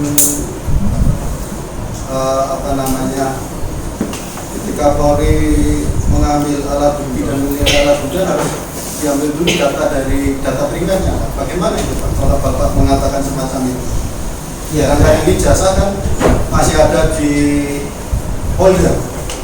Ya, maaf ya Pak. Jadi kalau ijazah yang dipegang Pak Jokowi ini dibakar sama beliau sendiri, apakah dugaan tadi tidak berjalan? Karena sudah digunakan. Jadi kalau ada di Polda sekarang ini seperti yang terjadi di media, seperti yang pernah gelar perkara khusus kemarin, saya bertanya dalam hati seorang reserse mantan reserse, ini barang atau barang bukti? Nah, kalau itu barang bukti berarti kan barang yang diduga hasil kejahatan sesuai dengan pasal 38 ya di KUHP tentang penyitaan. Jadi ini harus dibedakan itu, ini barang atau barang bukti. Kalau dari polisi berarti barang bukti lah. Mengambil kesimpulan sementara, bukan barang bukti kan barang yang dipakai sebagai kejahatan atau hasil kejahatan dan sebagainya. Ini sensitif bagi saya seorang reserse gitu. Jadi bagi saya lebih bagus kalau fokusnya kaitan dengan dugaan jasa di KPU. KPU tadi yang disita resmi oleh kepolisian dengan beberapa petunjuk cukup banyak menurut saya. Yang didapatkan di media itu kan sudah dibuka semua, ada yang proses itu sebenarnya demi kepentingan negara dan bangsa ya kepolisian negara Republik Indonesia jangan ragu-ragu untuk mengungkapkan seperti itu. Maksudnya ke depan jangan sampai terjadi lagi hal-hal seperti yang akan terjadi. Jadi seperti itu pandangan Bapak ya terhadap kasus polemik yang sekarang ini sudah terjadi dalam perkara yang termasuk juga adanya gugatan ini kan, gugatan ini kan benarnya kan memang pengen polemik ini berhenti dan ada endingnya, tapi kan sampai hari ini memang masih berlanjut seperti ini, bahkan ada laporan juga Pak Jokowi. Tapi kalau dari sisi lidiknya maupun sidiknya sukses, hal-hal yang bukan merupakan data pribadi juga dimungkinkan seperti itu Pak. Kita mengambil suatu asumsi sehingga meningkatkan ke penyidikan gitu. Ya. Jadi menarik ini kan kebetulan menyangkut Presiden ke-7 nih Pak. Saya juga berpikir ini, apakah dibuatkan laporan polisi model A? Saya menarik karena waktu pertama kali saya bertugas tahun 79 di kepolisian itu ada asisten Kapolri bidang reserse intelijen. Nah sekarang reserse juga melaksanakan tugas intelijen, penyelidikan. Karena penyelidikan itu bagian dari penyidikan, jadi beda penyelidikan reserse dengan penyelidikan intel. Tapi saya lihat sekarang ya mohon maaf, itu perlu perbaikan juga nanti ke depan ada peraturan Kapolri nomor 6 tahun 2019 itu bagi saya yang sangat mengagetkan gitu, maksudnya ini jadi tumpang tindih antara reserse sama intel begitu. Makanya kalau misalnya kaitan dengan ijazah yang dibawa tadi, sebaiknya tidak usah menunggu polisi bisa datang ke KPU dilihat ini harus dituntaskan, ya disita dulu yang dari KPU kami dulu. Jadi jangan selalu debat antara Pak Jokowi dengan yang dikenal dengan trio RRT misalnya dengan beberapa orang tadi. Jadi benar-benar ini nomor 2 yang kalau misalnya terlibat nanti ayat 1, tapi ini ayat 2, 2, 3 tadi buktikan dari KPU dulu supaya persoalan ini bisa cepat selesai seperti itu. Termasuk juga berarti mungkin atau pendapat Bapak mungkin juga perlu adanya peraturan yang memang ketika memang terjadi polemik, polisi langsung bergerak aktif begitu Pak ya, menyikapi misalnya ada semacam kasus semacam ini supaya tidak terjadi polemik, mungkin langsung Polri itu langsung mungkin ada aturan yang mungkin bisa polisi itu bisa bergerak aktif supaya polemik semacam ini tidak terjadi lagi, mungkin seperti ini Pak ya. Jadi dari Bapak saya tetap bangga sebagai polisi karena di topi polisi itu selalu ada tulisan Rastra Sewa Utama itu. Nah, Rastra Sewa Utama itu kan abdi utama dari Nusa dan bangsa. Abdi loh. Nah, sebagai abdi itu sebagai contoh, misalnya dalam pemilu itu polisi harus all out, misalnya Sirekap, selain dia bukan dengan saya tadi. Nah, polisi kalau ada bukan Sirekap kan sudah ada cyber crime-nya di situ, ada direktur cyber, nah itu bisa turun. Tapi ada ketentuan untuk bagaimana mendatangi TKP berkaitan Sirekap itu kan elektronik sektor yang mengganggu pesta demokrasi besar ini. Bagi saya tantangan Polri ke depan itu bukan hanya mohon maaf, kalau dulu kelihatannya kan copet itu kan bisa ada copet sudah prestasi, tapi kalau bisa mengungkap kaitan dengan masalah cyber ini kan luar biasa seperti itu. Jadi mudah-mudahan 2029 nanti situasinya tidak seperti 2024 atau sebelumnya. Ini kan menjadi catatan juga karena kan masih dalam disiapkan. Siapa tahu nanti ditindaklanjuti sama mengambil keputusan yang di atas ya. Mungkin ada peraturan KPU atau mungkin ada peraturan tersendiri yang memang seperti usulan Bapak tadi. Siapa? Diwajibkan ijazah di istilahnya dipantau oleh KPU di media massa, termasuk juga sebagai bagian dari rekam jejak pendidikan. Kami Kapolri tadi, kalau unit kerja yang namanya pusat laboratorium forensik itu keberadaannya di mana? Di dalam organisasi Kapolri? Ya, sebenarnya berada di bawah Baris juga. Apakah boleh dikatakan sebagai Wakapolri membawahi unit kerja itu? Ya. Saya paham ya. Ini sekarang sudah terpisah tuh karena namanya kepala pusat laboratorium forensik kampus lapor. Kepala lapor. Itu di bawah Polri masih ya? Ya masih di Kapolri, tapi tidak di bawah Mabes Polri. Masih dalam Mabes Polri. Oke. saudara saksi kan pernah berada di Mabes Polri kan perhatikannya. Tadi juga saudara saksi bersaksi bahwa pernah memperoleh pendidikan forensik juga. Nah, bisa diterangkan pada persidangan ini mengenai proses pengujian keaslian ijazah atau dokumen atau whatever apa ya di lapor yang tadi diterangkan oleh saudara. Prosesnya bagaimana? Ya, jadi kebetulan ada peraturan Kapolri nomor 10 tahun 2009 Ya. berkaitan dengan pemeriksaan laboratorium kriminalistik. Ya. Sekarang lapor dulu LAKRIN namanya. LAKRIN ya. Jadi memang tidak mudah untuk menggunakan pemeriksaan laboratorium forensik atau LAKRIN tadi. Jadi semua itu harus diawali dengan laporan polisi. Jadi dalam perkap nomor 10 tahun 2009 tadi itu laporan polisi kemudian bukan laporan ya, bukan dugaan ya. Jadi penekanan saya tetap laporan polisi. Setelah itu ditindaklanjuti dengan surat perintah dinas penyidikan. Maksudnya laporan dinas gitu ya, laporan kedinasan gitu ya. Laporan kejadian berkaitan laporan peristiwa yang diduga tidak pidana. Nah, kemudian ditindaklanjuti dengan SPDP atau surat perintah dinas penyidikan. Nah, dalam surat perintah dinas penyidikan itu sudah memeriksa beberapa saksi, kemudian minta penetapan pengadilan untuk penyitaan tadi. Nah, setelah lengkap yang akan diperiksa ke laporan forensik itu adalah yang sudah dilengkapi dengan administrasi penyidikan. Jadi kalau penyelidikan, khusus penyelidikan langsung ke laboratorium kriminalistik atau laboratorium forensik itu tidak bisa melanggar peraturan Kapolri itu sendiri.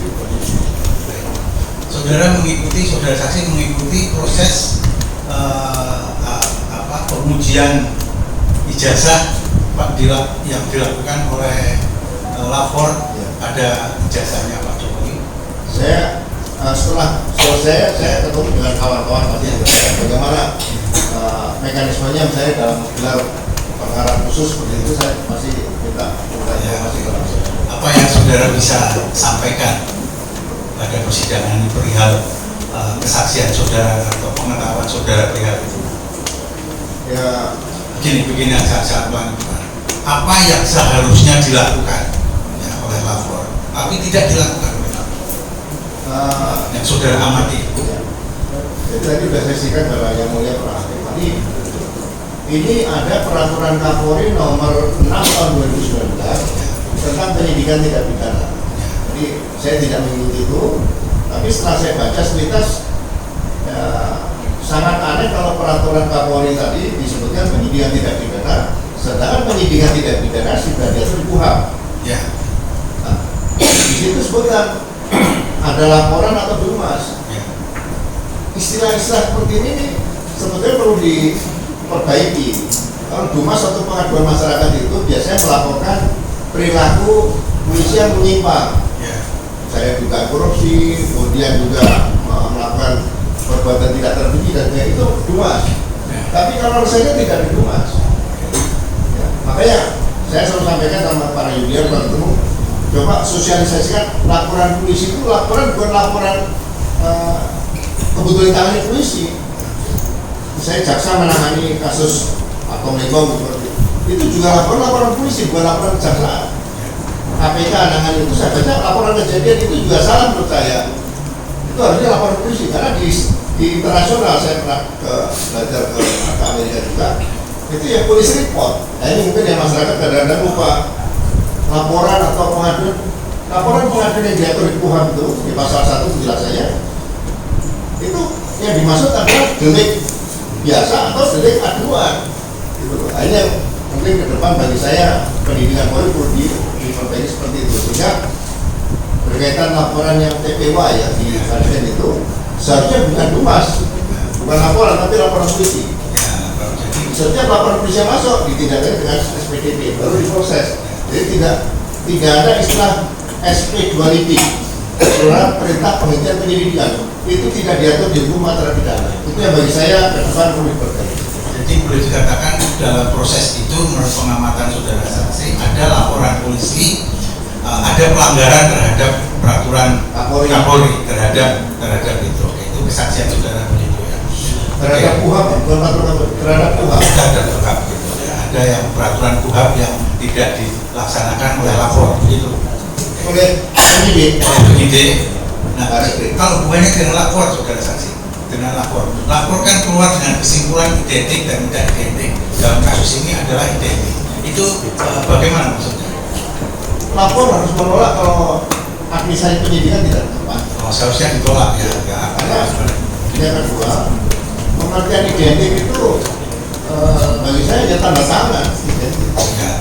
Kalau dokumen misalnya ijazah, sertifikat itu ya asli atau palsu. Oh, kalau identik tidak dikenal data. Nggak ada, kalau umpama ya asli palsu, tidak ada uang identik.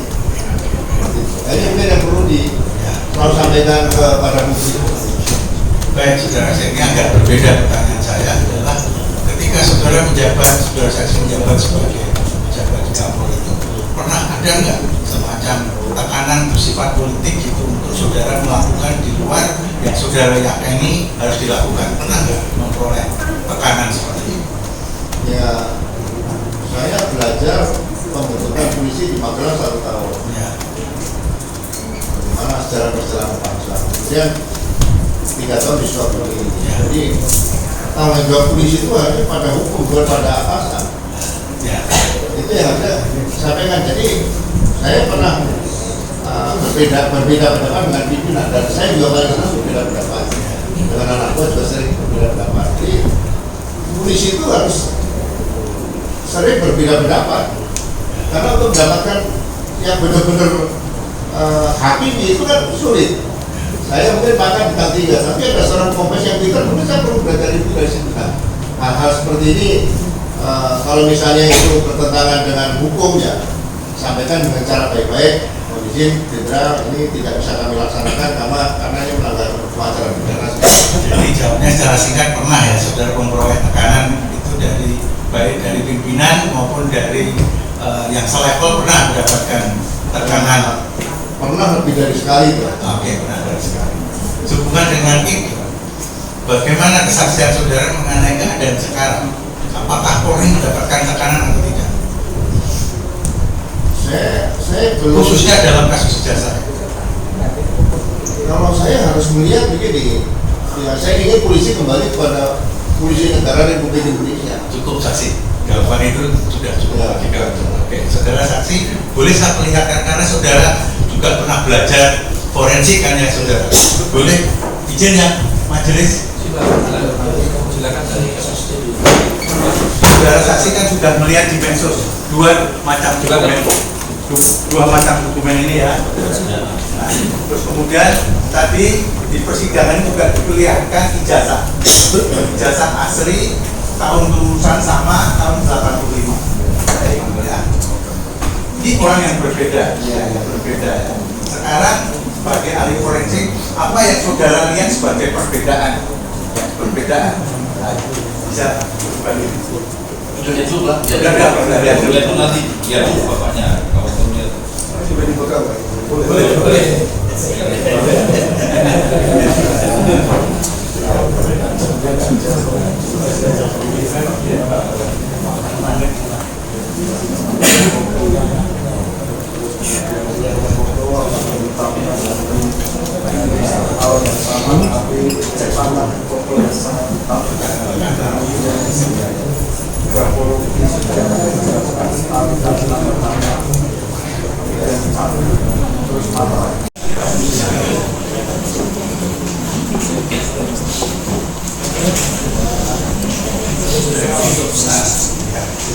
Teksturnya. Jadi kalau saya lihat di sini, ini ada semacam hologram ya. Hologram sebelah kiri ya. Kemudian materai yang tadi saya lihat kan 100 loh. Tapi di sini 500 ya. Sudah ya. Tahun sama ya. Tahun sama. Nilainya berbeda ya. Kemudian mengenai rasa cap bagaimana saudara saksi? ya, kalau cap ini kan perlu pemeriksaan khusus nanti ya. Ya. Kemudian tanda tangan sepintas tarikan, jadi tanda tangan itu tidak identik atau tidak. Itu itu dilihat dari beberapa titik-titik tertentu, tarikan-tarikannya berbeda. Sehingga ini baru petunjuk ya. Alat bukti nomor 4 kan petunjuk tadi ya. Nah, ini bisa menjadi suatu saat kalau memang dilakukan penyidikan ya ini menjadi barang bukti yang dari KPU tadi untuk diperiksa dengan yang ini, yang asli tadi, untuk pembanding seperti itu. Itu saja. Jangan dilanjutkan. Ada pertanyaan lagi.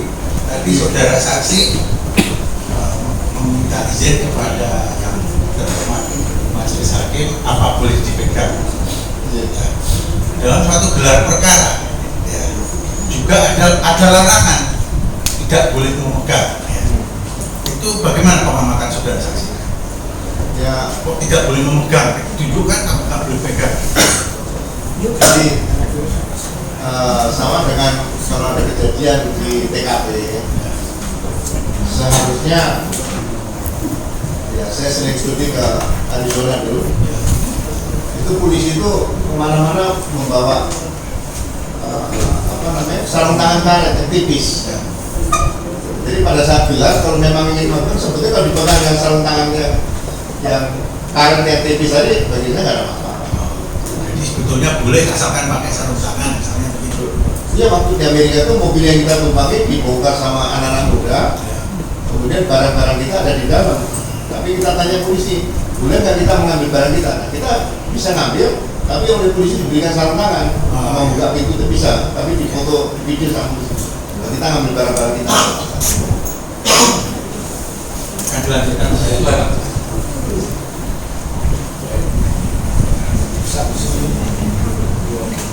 Saksi tadi menjelaskan bahwa penghentian penyelidikan itu bertentangan dengan Tuhan. Pertanyaan saya selanjutnya, menurut saksi, kalau begitu apa yang harus dilakukan penyelidik ketika alat bukti belum ditemukan? Ya, tadi saksi menerangkan bahwa penghentian penyelidikan itu tidak dikenal di dalam KUHP. Lalu saksi kan latar belakangnya reserse, bahkan pernah belajar ke Amerika ya. Nah, pertanyaan saya, jika menghadapi satu perkara seperti itu, bagaimana seharusnya dilakukan oleh seorang penyelidik? Iya, jadi dari awal sudah saya katakan, pertama jelas harus ada laporan polisi. Harus ada laporan polisi. Jadi kemudian setelah laporan polisi diterbitkan surat perintah dimulai penyelidikan. SPDP. Ya. Karena dalam KUHP penjelasan dari pasal-pasal tersebut, penyelidik itu tidak bisa bekerja sendiri dengan membuat surat perintah penyelidikan. Penyelidikan itu atas perintah penyidik. Penyelidik bekerja atas perintah penyidik. Penyelidik bekerja atas perintah penyidik. Berarti harus ada surat perintah berdasarkan laporan polisi dan SPDP. Jadi kalau dikeluarkan surat perintah penyelidikan kemudian diperiksa lapor, ya, kemudian diberikan SP 2 lidik, ya, penyelidikan itu pekerjaan sepanjang masa. Nah, kalau intelijen itu bangun tidur melihat batu di tengah jalan, bikin laporan penyelidikan, bukan masalah. Mungkin ada yang masa mau mengadakan begal dan sebagainya, itu tidak. Tapi kalau reserse harus ada laporan polisi, bukan humas, bukan laporan biasa. Pertanyaan selanjutnya, bisa tidak di dalam penyelidikan itu mengadakan penyitaan barang bukti penyelidikan? Penyelidikan tidak bisa melakukan penyitaan. Penyelidikan tidak bisa melakukan. Karena penyitaan itu harus minta penetapan pengadilan. Pengadilan menetapkan pengadilan harus ada laporan polisi, harus ada surat perintah penyelidikan, terus ada berita acara. Itu tidak hal yang mudah, bukan asal ngambil kemudian disita. Jadi ditanyakan kami dari majelis hakim, saksi menerangkan mengikuti perkembangan tentang ijazah. Apakah saksi mengikuti berita bahwa Direktur Badan Reserse Kriminal Mabes Polri, Dirtir Pidumnya pada saat itu Brigadir Jenderal Polisi Johamdani melakukan penyitaan ijazah itu, saksi mendengar ya? Mendengar ya. Menurut saksi, pengalaman yang begitu panjang sebagai reserse dan khususnya penyidik, apakah itu dibenarkan? Ya, tadi saya jelaskan pada yang mulia Hakim tadi, kalau itu disita menjadi barang bukti berarti itu barang hasil kejahatan. Secara tersurat dan tersirat seperti itu, Saudara. Begitu ya. Saya kepada fisik tadi di awal saksi menjelaskan kepada majelis hakim pernah melihat ijazah itu di platform Twitter atau X Dian Sandi. Nah, saya ingin lihatkan apakah foto di dalam ijazah Dian Sandi itu juga seperti ini.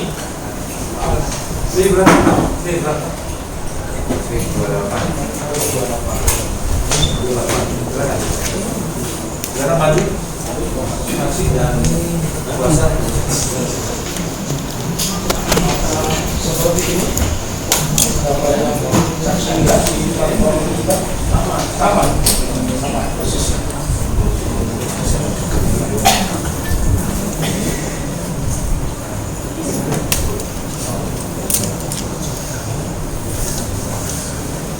Mendekati sama.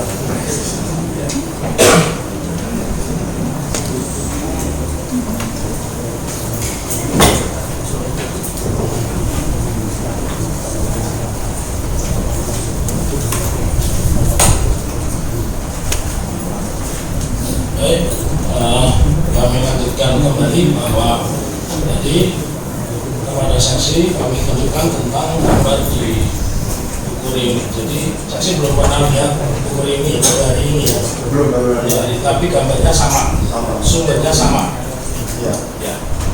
Lalu tadi saksi mengatakan secara fisik 2000 berapa yang dipanggil oleh Pak Jokowi? 2015. Ya, pertanyaan saya, apakah wajah Pak Jokowi sama dengan ada yang di buku alumni ini dan di platform Twitter yang saudara saksi lihat wajah Pak Jokowi? Beda jauh. Sangat beda jauh. Sangat berbeda jauh. Monggo silakan rekan lanjutkan.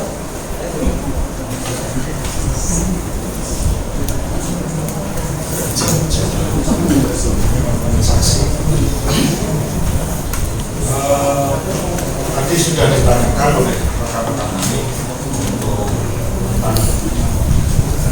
masalah penyitaan. Jadi menurut saksi dalam kepolisian itu ketika sudah ada penyitaan itu apakah tidak boleh ditunjukkan kemana-mana atau boleh? Karena dalam pemberitaan yang kita ketahui ketika itu barang yang begitu diributkan berupa ijazah ini katanya sudah dipegang oleh kepolisian, tetapi di dalam berita lain kemudian ada seseorang politisi itu datang ke rumah dan melihatnya. Nah, ini kan menjadi sebuah kebingungan di masyarakat. Menurut saudara saksi, Jadi yang jelas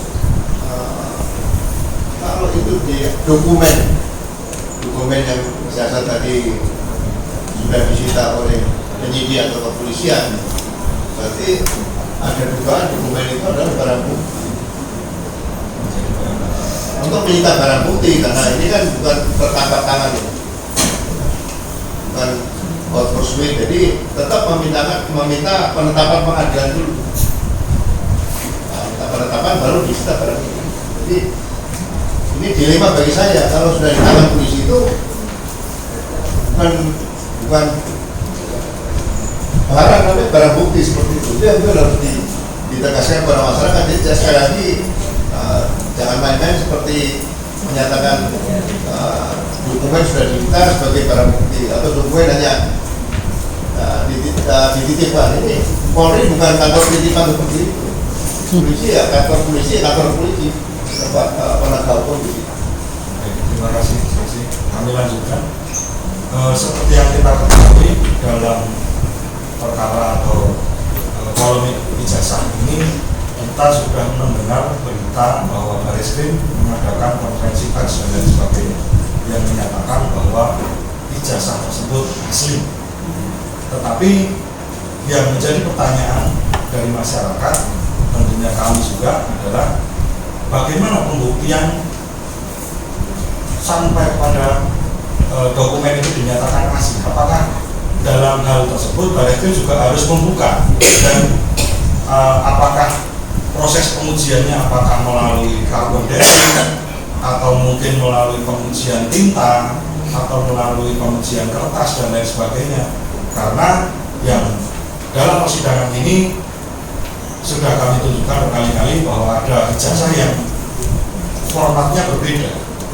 Yang pertama itu, terus kemudian yang kedua, apakah dalam menegakkan keadilan, mohon maaf, Barreskrim seperti yang kita lihat dalam berbagai macam konferensi pers, ketika ada tawuran yang ditunjukkan adalah senjata tajamnya, bukti-buktinya. Tetapi yang menjadi pertanyaan adalah ketika Barreskrim mengadakan konferensi pers itu tidak menunjukkan ijazah aslinya yang katanya, mohon maaf, sudah menjadi barang bukti. Dua itu. Iya, bagi saya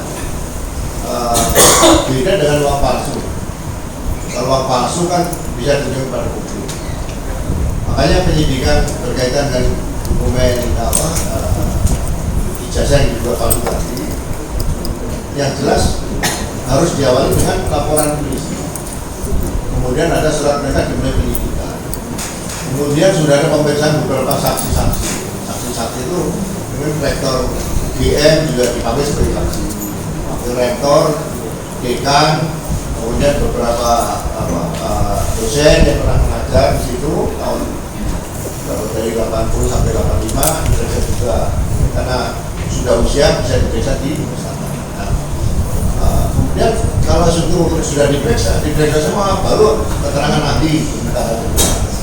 Jadi tidak perlu buru-buru harus disampaikan kepada publik bahwa ini ijazah ini sudah dinyatakan asli, karena polisi juga tidak bisa menyatakan asli atau palsu. Seperti masalah merek itu polisi tidak bisa menyatakan ini mereknya asli palsu, harus dibuka di pengadilan niaga seperti itu. Jadi ya hakim ya nanti membuktikan di situ. Jadi bagi saya ada kondisi keterburuan untuk bisa menyatakan di depan publik bahwa jasanya asli seperti itu, karena pekerjaan polisi dalam penyidikan itu bukan pekerjaan yang mudah, pekerjaan yang sangat sulit bagi saya. Kami langsung dalam perkara ini Kepolisian Negara Republik Indonesia adalah sebagai tergugat. Dalam pandangan saudara saksi, bagaimana ketika ijazah ini menjadi polemik dan lain sebagainya, menjadikan masyarakat menjadi antara percaya dan tidak percaya. Kepolisian Negara Republik Indonesia seharusnya bagaimana bersikap? Apakah ketika ada warga negara yang menggugat dengan itikat baik di Pengadilan Negeri Surakarta yang terhormat ini, apakah seharusnya menunjukkan bahwa ijazah asli itu perlu?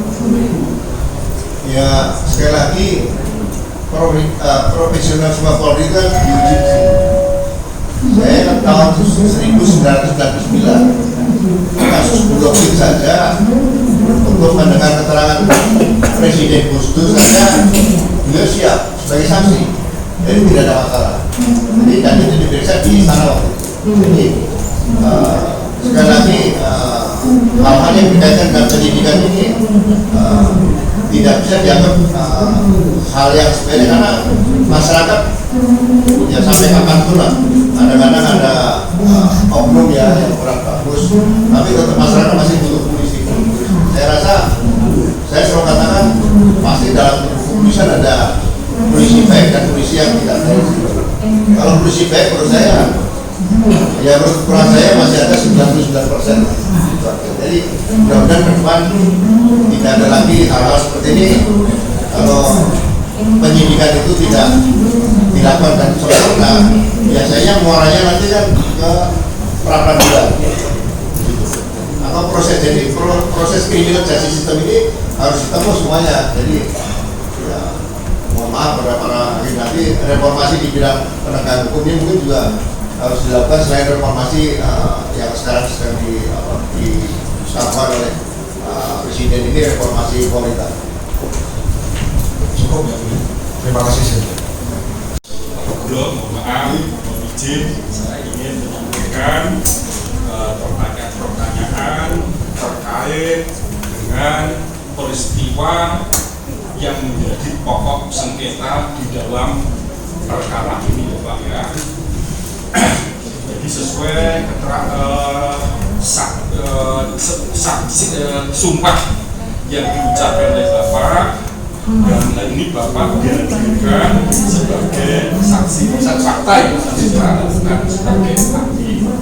Namun meskipun di dalam keterangan Bapak terdapat pendapat untuk menghormati persidangan, kami sangat menghargai dan semuanya kami tanggapi di dalam persidangan. Baik Bapak, ini saya akan lebih fokus pada pokok yang disengketakan oleh pihak penggugat. Bapak apakah mengetahui terkait dengan pokok yang peristiwa yang disengketakan dalam perkara ini tentang apa secara pasti? Bapak apakah mengetahui Bapak? Ya, saya diberitahu sama Pak Taufik tentang ada badan CRS tadi, CRS ijazah yang diduga Gugatan CRS itu gugatan yang diajukan oleh warga negara kepada penyelenggara negara.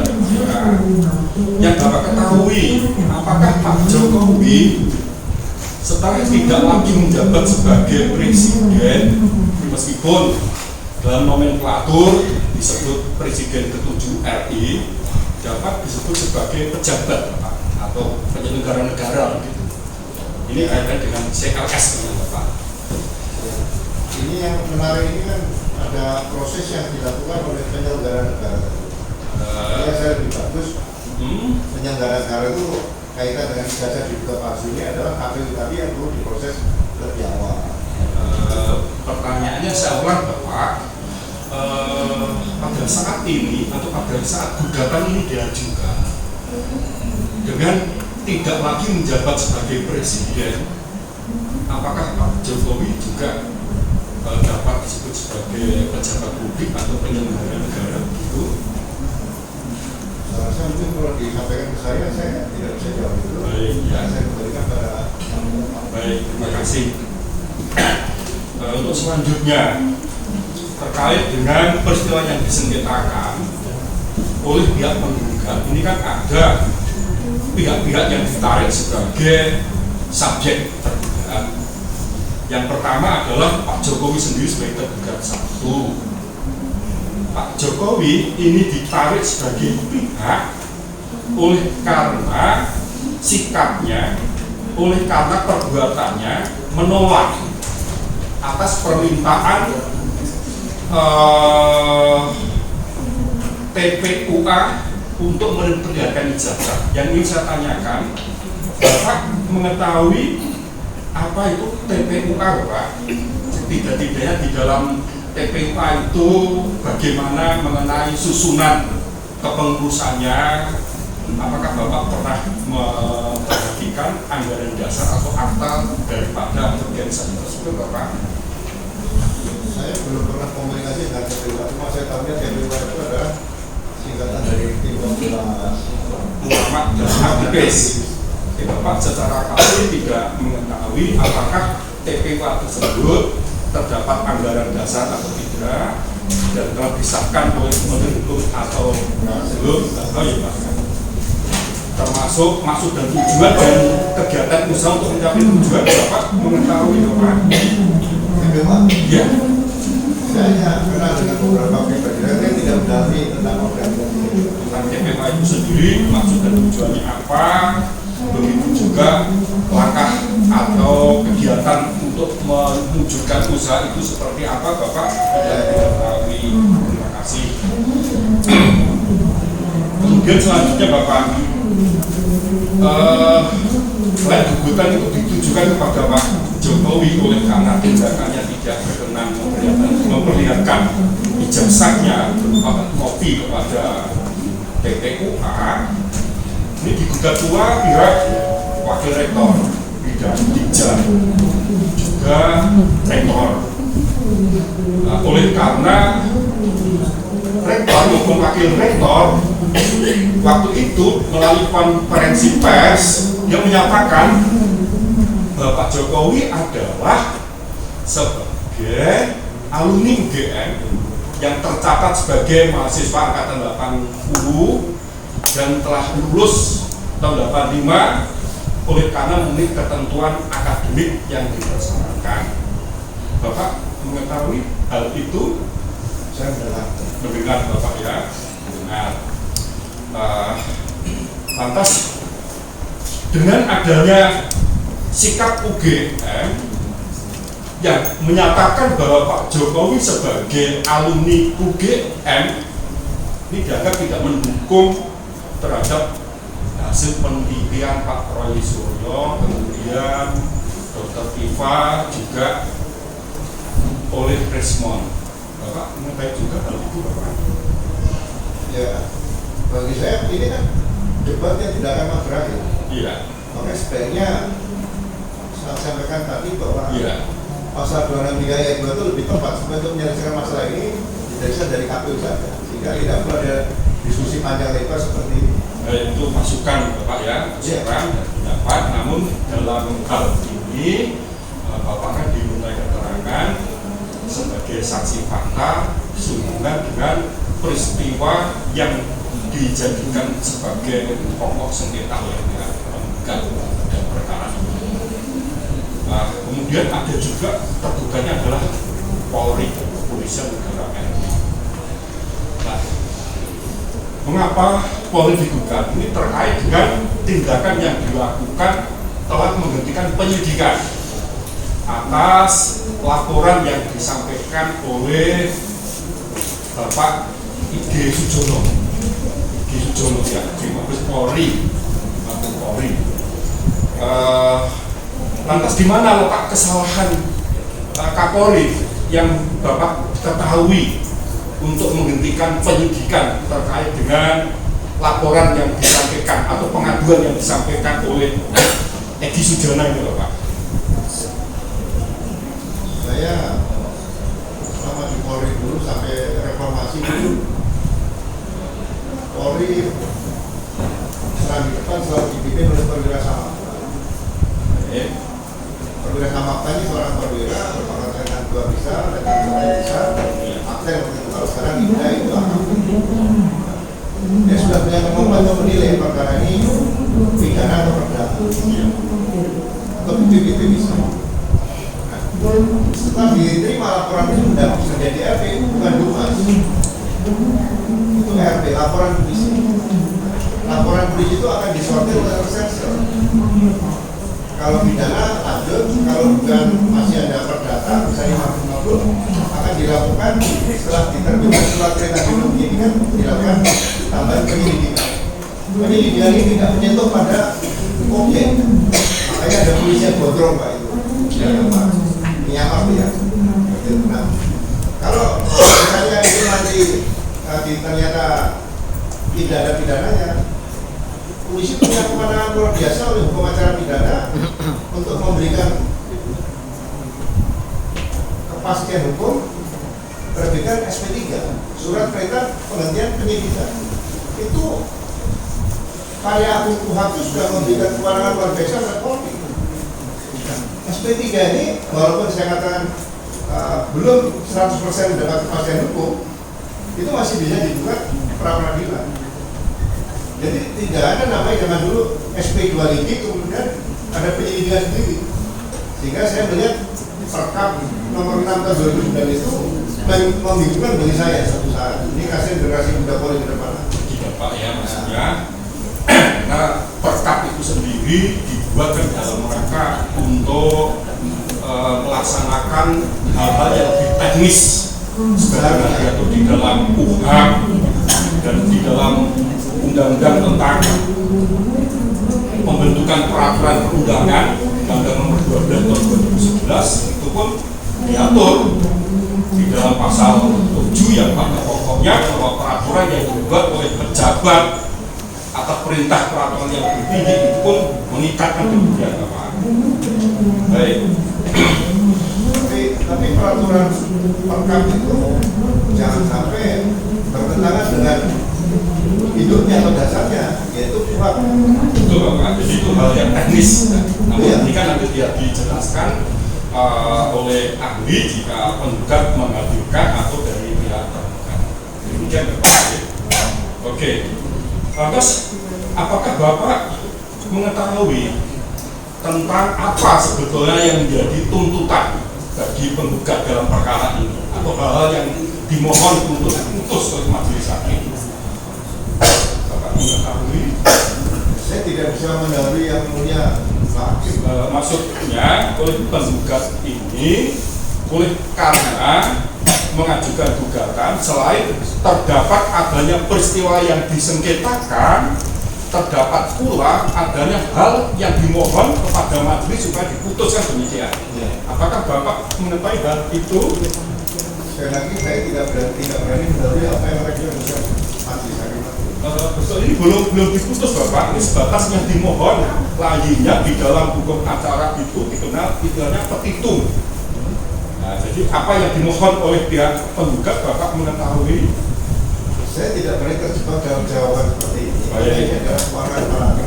Baik, terima kasih Bapak. Saya tidak bisa untuk memaksakan Bapak memberi jawaban terkait dengan pertanyaan tersebut.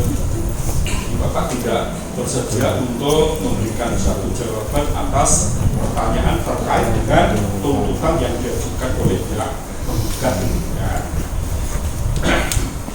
Kemudian Bapak, oleh karena terdapat adanya salah satu posita yang diberikan oleh penggugat juga menjadi pokok sengketa dalam perkara ini, adanya laporan yang disampaikan oleh tergugat satu yaitu Pak Joko Widodo di Polda Metro, pada akhirnya setelah dilakukan penyelidikan, ditingkatkan penyelidikan, dan setelah penyelidikan ditetapkan tersangka.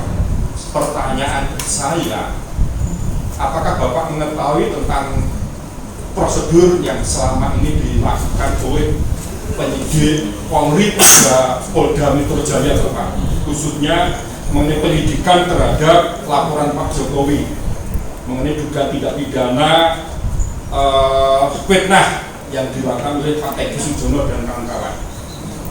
Apakah Bapak mengetahui prosedur yang dilakukan oleh penyidik Polda Metro yang menangani perkara tersebut, Bapak? Saya mengikuti karena yang dilaporkan pasal tadi saya lihat kan pasalnya 310 atau 311 sekolah. Jadi yang itu delik aduan. Di dalam pemberitaan Bapak ya. Kemudian ya saya juga berjumpa sama mereka kan sering ngobrol gitu kan. Nah, saya melihat ini semua kaitannya kan dengan dugaan jasa palsu.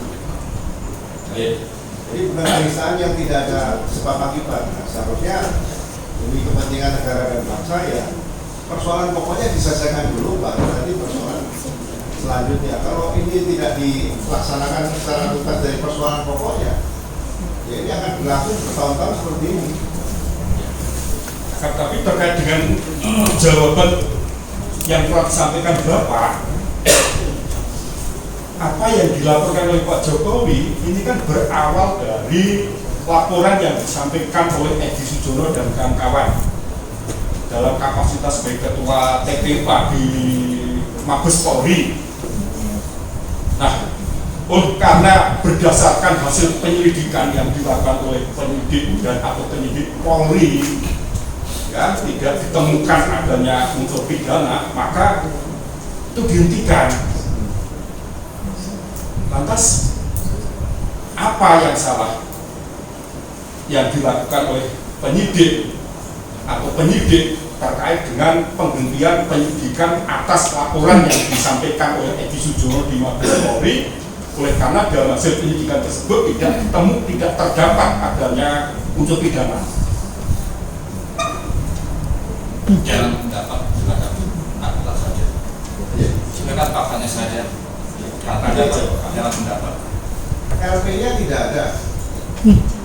Laporan polisi tidak ada. Laporan polisi tidak ada. Hanya Dumas. Karena merujuk pada Perkap nomor 1 tahun 2019 itu Bapak ya. Perkap nomor 6. Nomor 6 tahun 2019. baik 2019 sampai 2019 ya. Karena laporan itu tidak ada, surat perintah dimulai penyidikan tidak ada. Dan sementara Tapi saya koreksi tadi yang dimaksud penyelidik ya, bukan penyelidikan karena di Mabes Polri terkait dengan pengaduan yang disampaikan oleh Egi Sujono dan kawan-kawan ini masih dalam tahap penyelidikan karena sesuai Perkap nomor 6 tahun 2019 itu yang dimaksud pengaduan ternyata tidak sebatas perkara pidana yang masuk dalam delik aduan sebagaimana di dalam hukum pidana material, tapi pengaduan dengan tetap klarifikasi penyidikan sekiranya terdapat adanya unsur pidananya baru dilakukan mereka diminta LP penyidikan seperti itu mekanisme yang selama ini ada pasca diterbitkannya Perkap nomor 6 tahun 19. Tapi SP2 penyelidikan tadi fakta-faktanya Bah, saya tidak tahu secara pasti yang jelas oleh penyidik Mabes Polri terkait dengan pengaduan tersebut oleh karena tidak ditemukan adanya unsur pidana terkait dengan adanya pengaduan tersebut pada akhirnya untuk kepastian hukumnya dihentikan. ya, tapi ada hasil lapor kan? Ada. Hasil lapor tidak bisa dalam penyelidikan. Nah, maka ini saya sampaikan kepada saudara saksi terlepas tanggapan saksi seperti apa, tetapi faktanya memang demikian. Ya, semuanya kan penegak hukum dalam rangka kepastian hukum. Baik, ini yang ada di sana. Terkait dengan pertanyaan yang ingin saya sampaikan kepada saksi Pak Hugo Seno, cukup ya mudah. Cukup ya. Terima kasih Pak Hugo. Ya. Selanjutnya tugas 2, 3 dan Pak Hadi Persidangan jauh-jauh dari Jakarta ya. Ya memang begitu Pak. Kalau menegakkan keadilan ya dimanapun ada. Orangnya sendiri yang harus menegakkan. Tidak betul orang. Ya, ya. Bapak yang diundang bukan saja. Terima kasih. Ya, boleh kembali. Silakan. Dulu terlapor gitu loh, terlapor dulu. Karena ke depan nanti kalau ada calon-calon, entah calon presiden, calon kepala daerah itu seleksi betul. Oke. Pak, ada beberapa poin pertanyaan yang disampaikan hakim tadi apa aja sih Pak sebenarnya? Ya, biasanya kaitan dengan bagaimana mengidentifikasi tadi loh ijazah tadi itu hakim sangat, ya saya sangat percaya karena kita ada ilmunya juga, ilmu tulis kehakiman ada, ya kan, tanda tangan itu ini ijazah itu kan dokumen.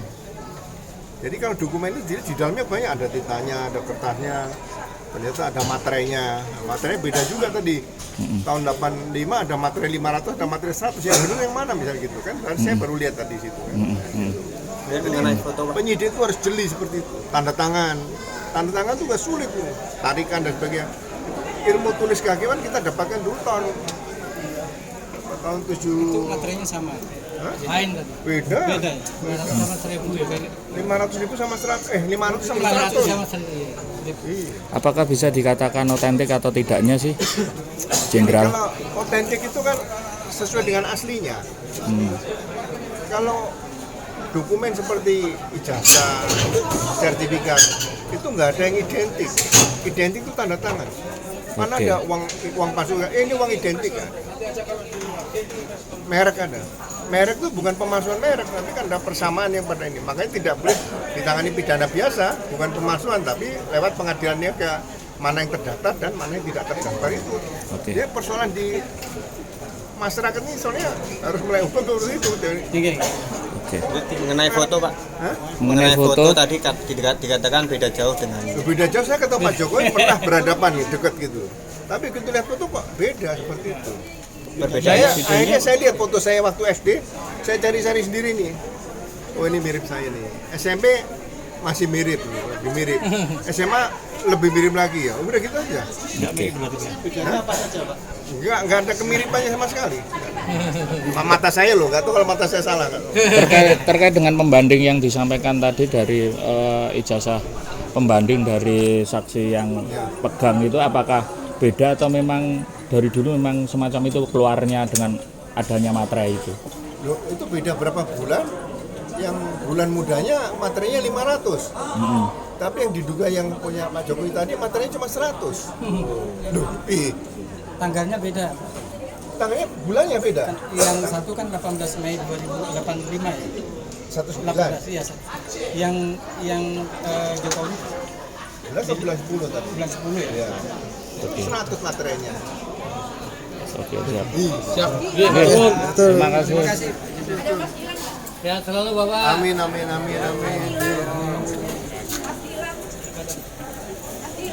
Salam pelan-pelan, Pak. Di situ. Satu hal kalau tadi ditanyakan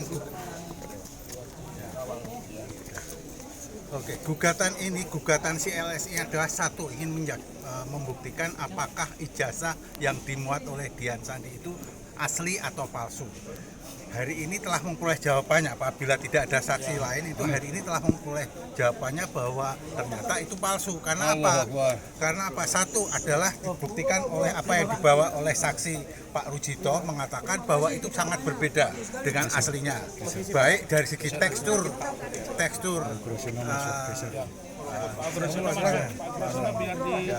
dan juga telah disaksikan oleh saksi utama saksi utama kita adalah king witness kita hari ini yang mengatakan bahwa apa yang dilihat secara langsung Pak Jokowi dengan apa yang ada di ijazah itu sangat berbeda orangnya, baik wajahnya, bibirnya, telinganya, hidungnya, giginya semua berbeda, sehingga bukan orang yang sama. Tujuan kami menggugat adalah supaya membuktikan apakah ini palsu atau asli. Hari ini telah terbukti bahwa berdasarkan kesaksian berdua adalah palsu. Apabila gitu. Dan kemudian jangan lupa polisi juga kita gugat hari ini. Juga tidak bisa menunjukkan yang disitanya, tidak bisa ditunjukkan. Sebetulnya kan tidak kesulitan apabila tergugat satu Pak yang tergugat satu Pak Jokowi itu adalah mengatakan masih pinjam ke polisi. Lah polisinya kan ada di sebelahnya. Sebagai tergugat 4 seharusnya kan mudah untuk diserahkan gitu ya. Jadi menurut kami adalah mengapa polisi kami gugat supaya tergugat satu tidak berkelit bahwa yang dokumennya itu sedang disita oleh polisi. Harus berbeda barang bukti dengan barang titipan. Ya, monggo Pak Ugarjo. Semuanya edukasi kepada masyarakat. Jadi kalau sudah dinyatakan barang bukti, berarti itu diduga barang hasil kejahatan atau barang yang merupakan diduga dilakukan untuk melakukan kejahatan tadi. Jadi harus ekstra hati-hati bicara tentang bukti dan sebagainya.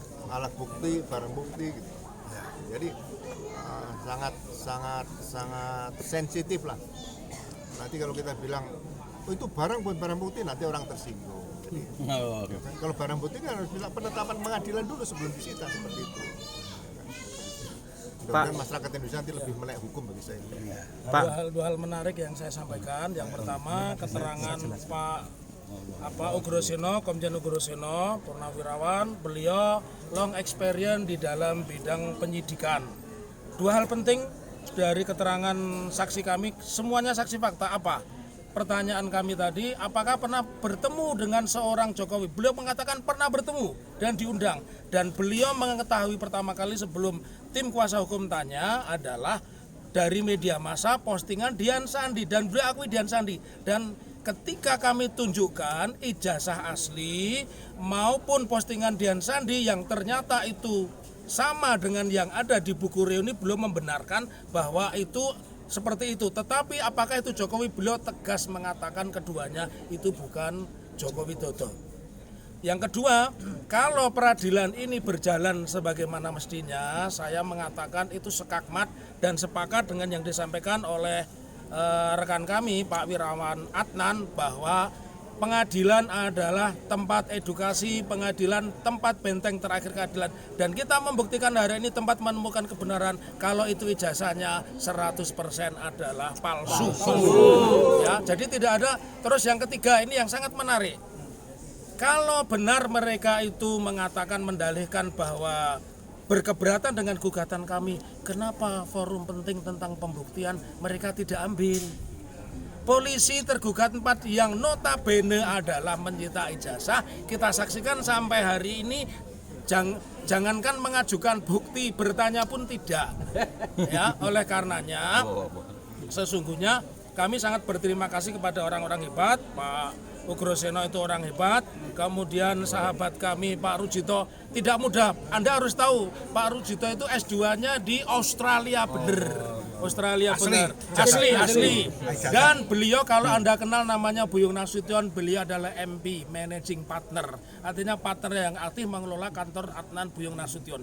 Jadi 2 kredibilitas saksi pada hari ini kalau boleh saya mengatakan adalah 2-0. Terima kasih. Ini sulapan. Teman-teman, mohon maaf sebelumnya saya pengen salah satu dari wartawan yang di sini boleh memegang. Sebentar.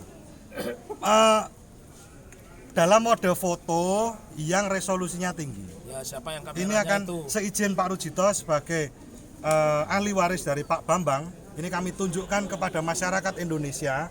Ini jelasnya seperti ini. Jadi ini boleh difoto. Silakan difoto, di scan boleh. Kalau asli itu boleh difoto. Silakan.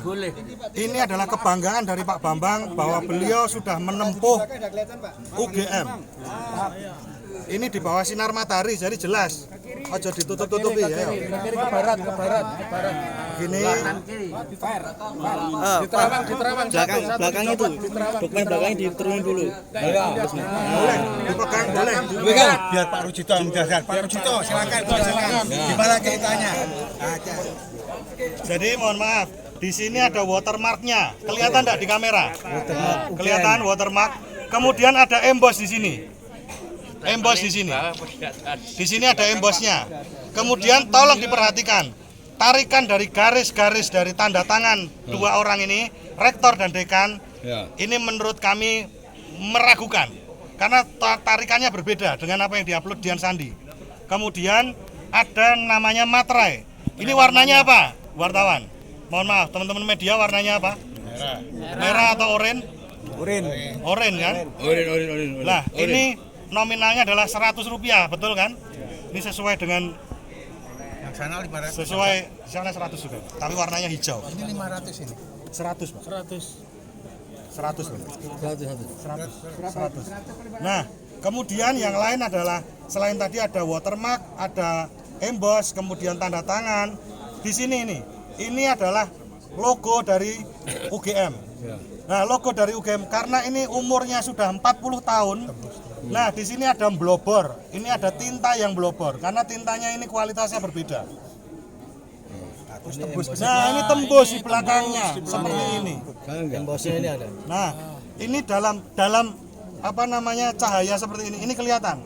Kertas yang digunakan bagaimana? Kertas apa ini? Ada motifnya. Kertasnya kotak-kotak.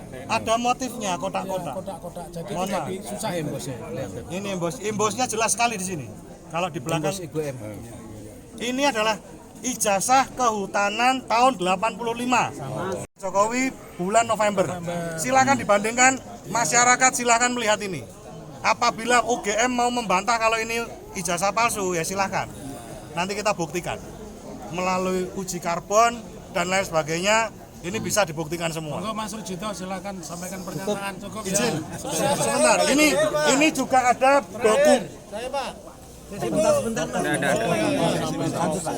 Ini ada dokumen lagi yang mohon maaf. Tolong dilihat pernyataan dari Bareskrim bahwa ada pernyataan Jokowi menempuh berapa SKS? 130 plus 60. Ini jumlahnya berapa ini? Ini silakan dilihat. 161. Ini lembar pertama.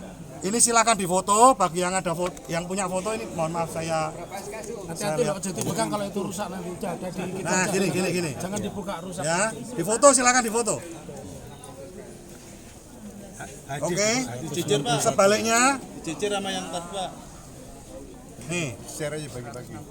Ini 161. Ini boleh dibuktikan serat. Sebetulnya telah diatur di dalam UHAP, tetapi secara teknis untuk keseragaman maka oleh Kapolri menerbitkan perkap tersebut dan sifatnya mengikat untuk dijadikan sebagai dasar atau rujukan bagi teman-teman penyidik dalam hal melaksanakan penyidikan sebagaimana dimaksud di dalam UHA.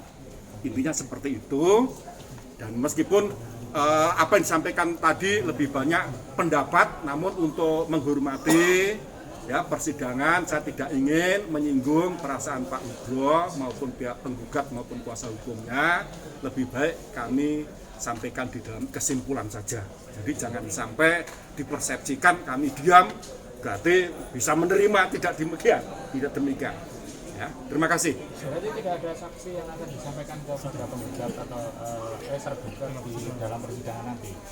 Sedang saya pikirkan, tapi saya tidak akan mengungkapkan terlebih dahulu siapa saksi yang akan kami hadirkan sebagai ahli, siapa yang akan dihadirkan, termasuk ahli yang akan menerangkan tentang apa. Nanti pada saatnya pasti akan saya sampaikan kepada teman-teman.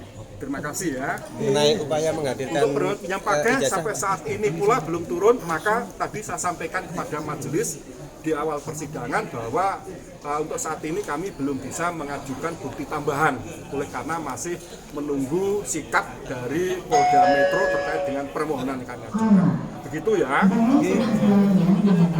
Untuk yang akan datang masih memberi kesempatan kepada pihak penggugat untuk mengajukan saksi.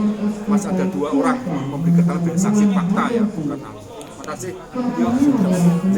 Pak, yang pengajuan pinjam itu kapan sih Pak ke Polda Metro? Itu tentang ijazah yang saat ini diserahkan kepada penyidik oleh karena dijadikan bukti dalam perkara dugaan tindak pidana yang dilakukan oleh Pak Edi Sujono dan teman-teman. Saya tidak menyebut Pak Andre Suryo ya, Pak Edi Sujono dan teman-teman. Terima kasih.